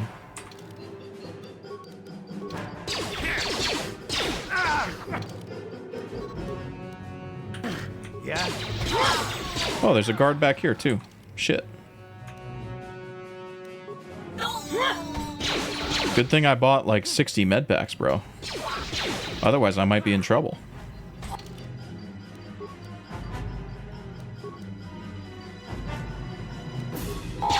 What?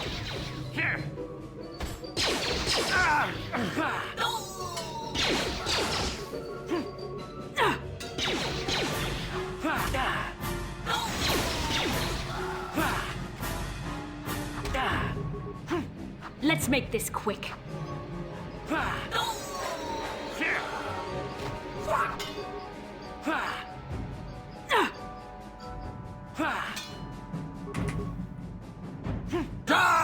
Okay. I'm gonna wait for Bastila to regen some force and heal everybody up. Never use med packs out of combat. There's just no reason for it.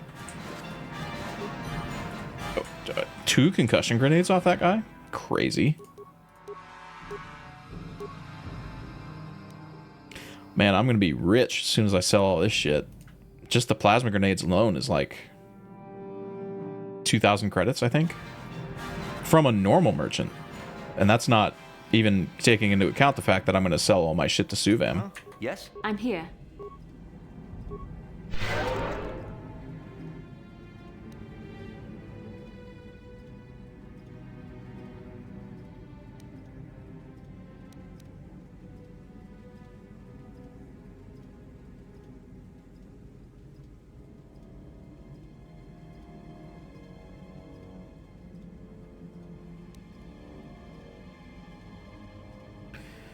$18, $19, $20. $18, $19, $20. There we go. Huh? What?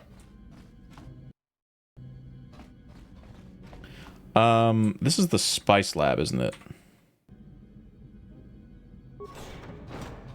See how this goes. Oh, yeah, I remember the Spice Lab text being really squishy. The guards, on the other hand, are not that squishy.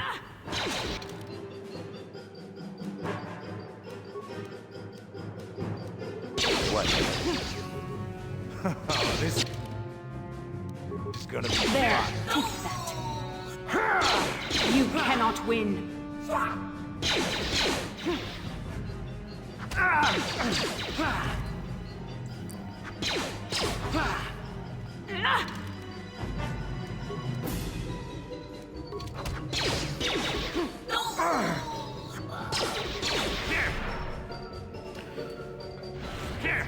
He loves selling the racing bonds to Suvam as a way to get one up on. I mean, he wants the racing bonds, apparently. He pays like 60 credits for each of them.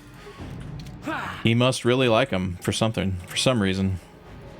I didn't realize before I did the last run that he actually buys everything from you at a ridiculous price. It's not just the racing bonds. So, prior to doing my Force Only run, I probably would have sold a bunch of stuff to Janice before I left Terrace, but now I'm saving everything for Suvam.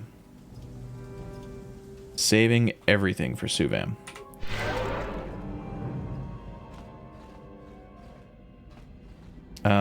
Is everybody at full health? I think so. Okay, we can move on a little bit.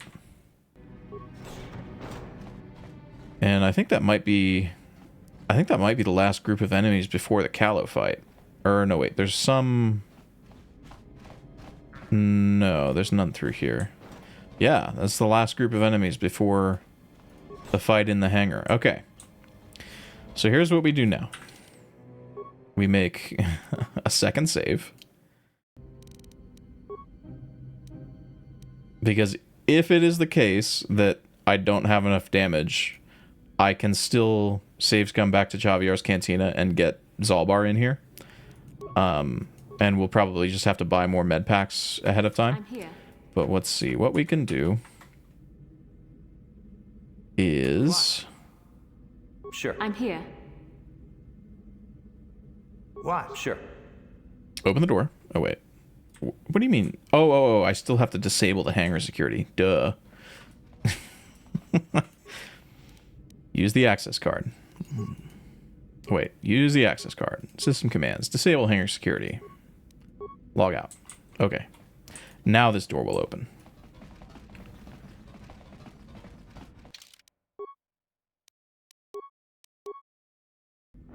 And before we open the door, I want I'm here.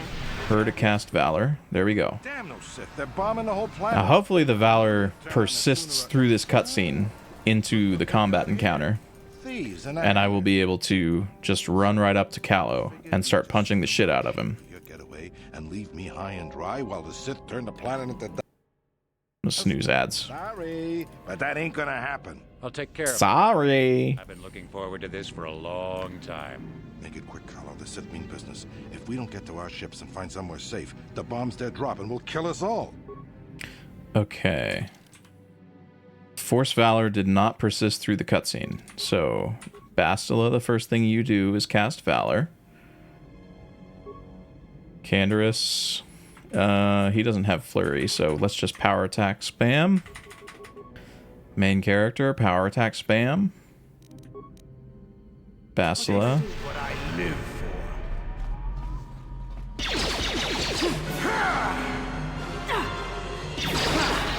Need to be ready with these level ups. Oh man, I barely missed that one. Okay, I can level Bastila up. Unfortunately, Canderous died like a frame before I hit C. Bummer. Ripperino, my duderino. Force shield.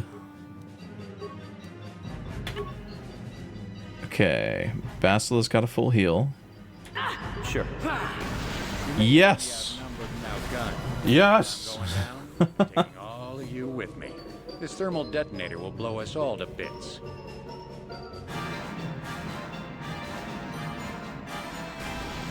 Damn those Sith. But you see what I was talking about earlier. So earlier when I was saying that Callow, if he gets lucky, can one-shot basically anybody in your party, and he didn't one-shot Canderous technically. I had a very brief opportunity to I had a very brief opportunity to open that menu and heal him, and I simply missed it.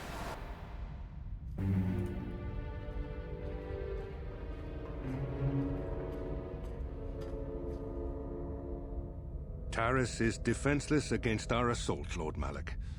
They are offering no resistance. The city is in ruins. Resume the bombardment, Commander. Wipe this pathetic planet from the face of the galaxy.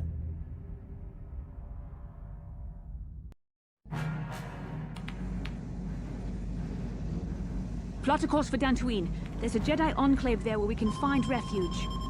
Incoming fighters! Quickly, to the gun turrets.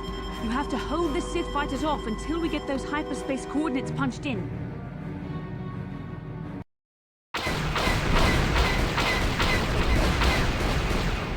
I'm so bad at fighters, dude. I literally cannot figure it out. I don't know how people mash the mouse so fast. It's crazy. It's crazy. Dantooine.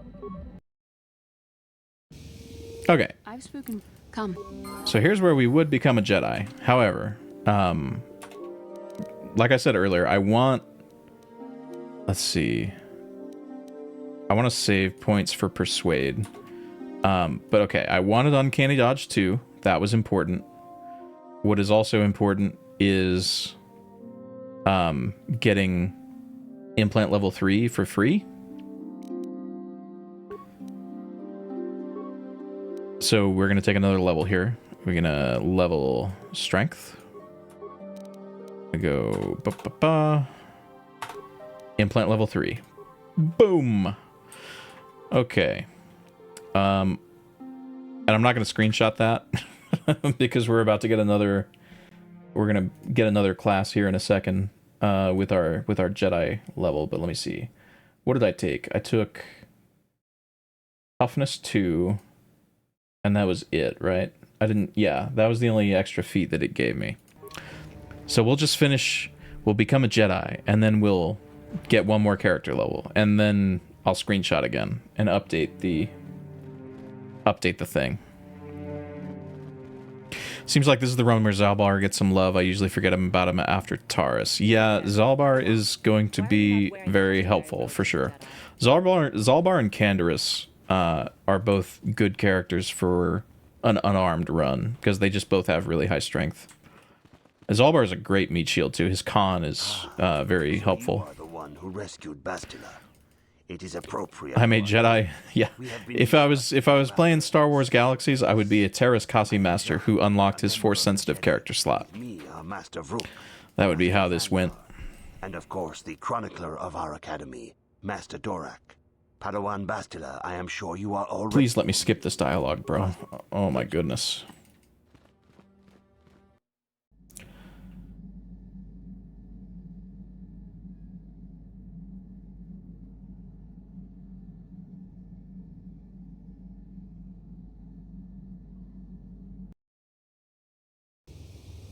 This morning, no.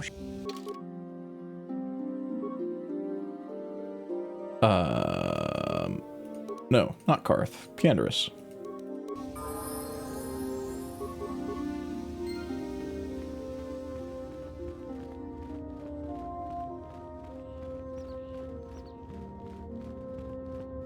Wait, how much money do I have?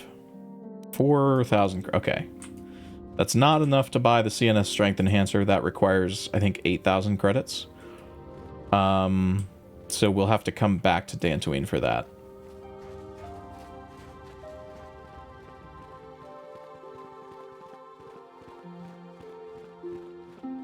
Bastila has told us of a most unusual development. She claims you and she have... The path you have chosen... Training montage! Even Rocky had a montage. For the demands of the Order, meditation will teach you to channel the power of the Force. To truly understand the way of the Jedi, you must open your mind to knowledge. Seek wisdom in the teachings of the great masters of our Order. A Jedi is never alone. Others in the Order will always stand by you. You and Bastila share a special bond. Do not be afraid to turn to her when you need help in your training. The way of the Jedi is difficult. It requires great discipline. Yet even though you are a mere apprentice, your potential is unlimited, and your progress amazing. In all my years, I have never seen one who has mastered the initial training so quickly. Huh, that might be a little suspicious if you didn't know a couple things. I am honored to welcome you fully into the Jedi Order. I watch people play this casually sometimes, like their first playthroughs, and it's always so obvious who, like, who already knows the spoiler. Greeting. 11633264. Look, we know the Jedi code. 11633264.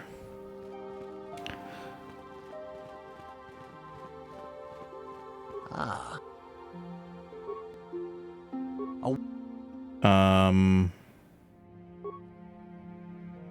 There.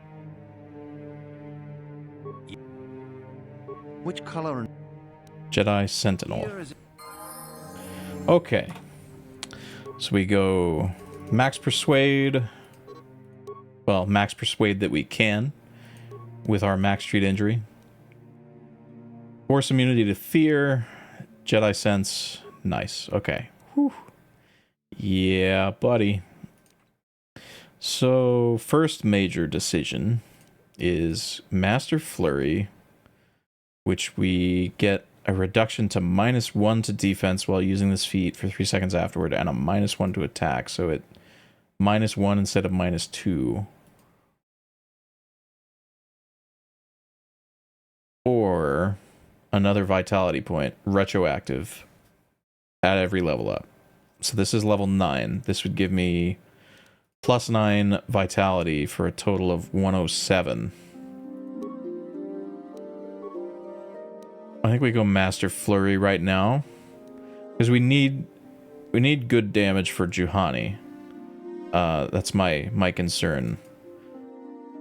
Ooh, I can get Night Valor right off the bat? Really? I'm not gonna. I'm gonna get Valor and Speed. Although, actually, wait. If I can get Night Speed right off the bat, that's awesome, because I get an extra attack round. I forgot you got 2 powers on your first level. Yo, that's crazy! Oh, I can't cast it. I don't have the force points. No. Oh, wait, no. I'm wearing armor. I'm an idiot. Ah.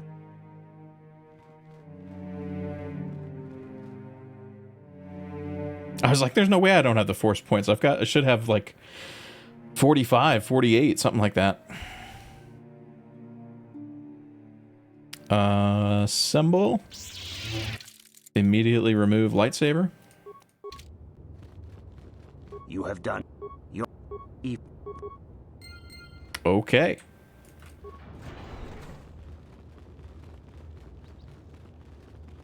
So that might be where I stop for the day, as we've been going for about 4 hours now, and I said this wasn't going to be a super long stream. It's like 8:30, and I want to get some editing done tonight before I go to bed. So getting off Terra, this is further than I expected to get, if I'm being honest. I did not expect to get off Terrace tonight with this run. I thought the unarmed, like, early game was going to go way, way slower.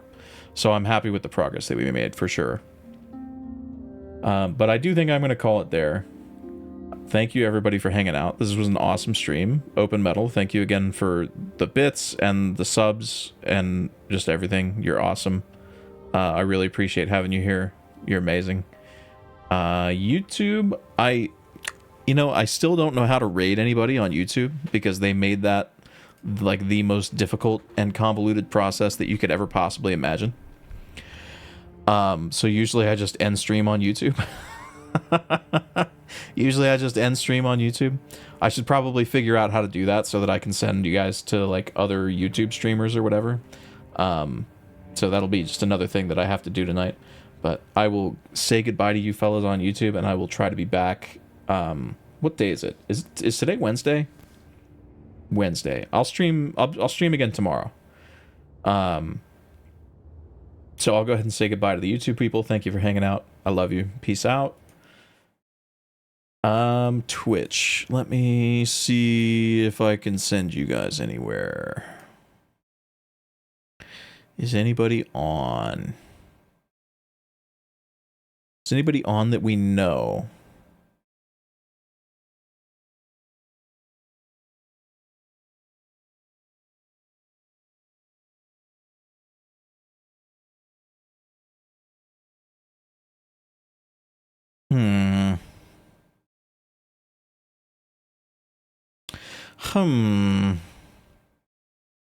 I will send my Twitch people over to Wes Kestis, who's playing, I think, Jedi Survivor on Warrior.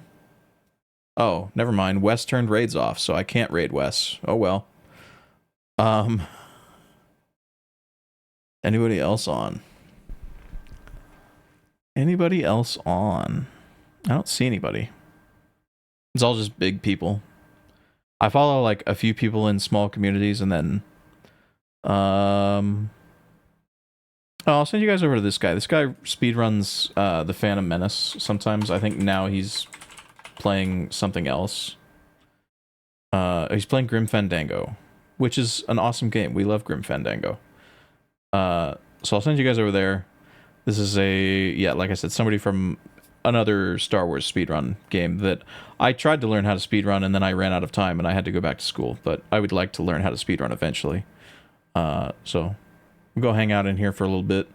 Talk to you guys later. Peace. Like I said, I'll be back tomorrow.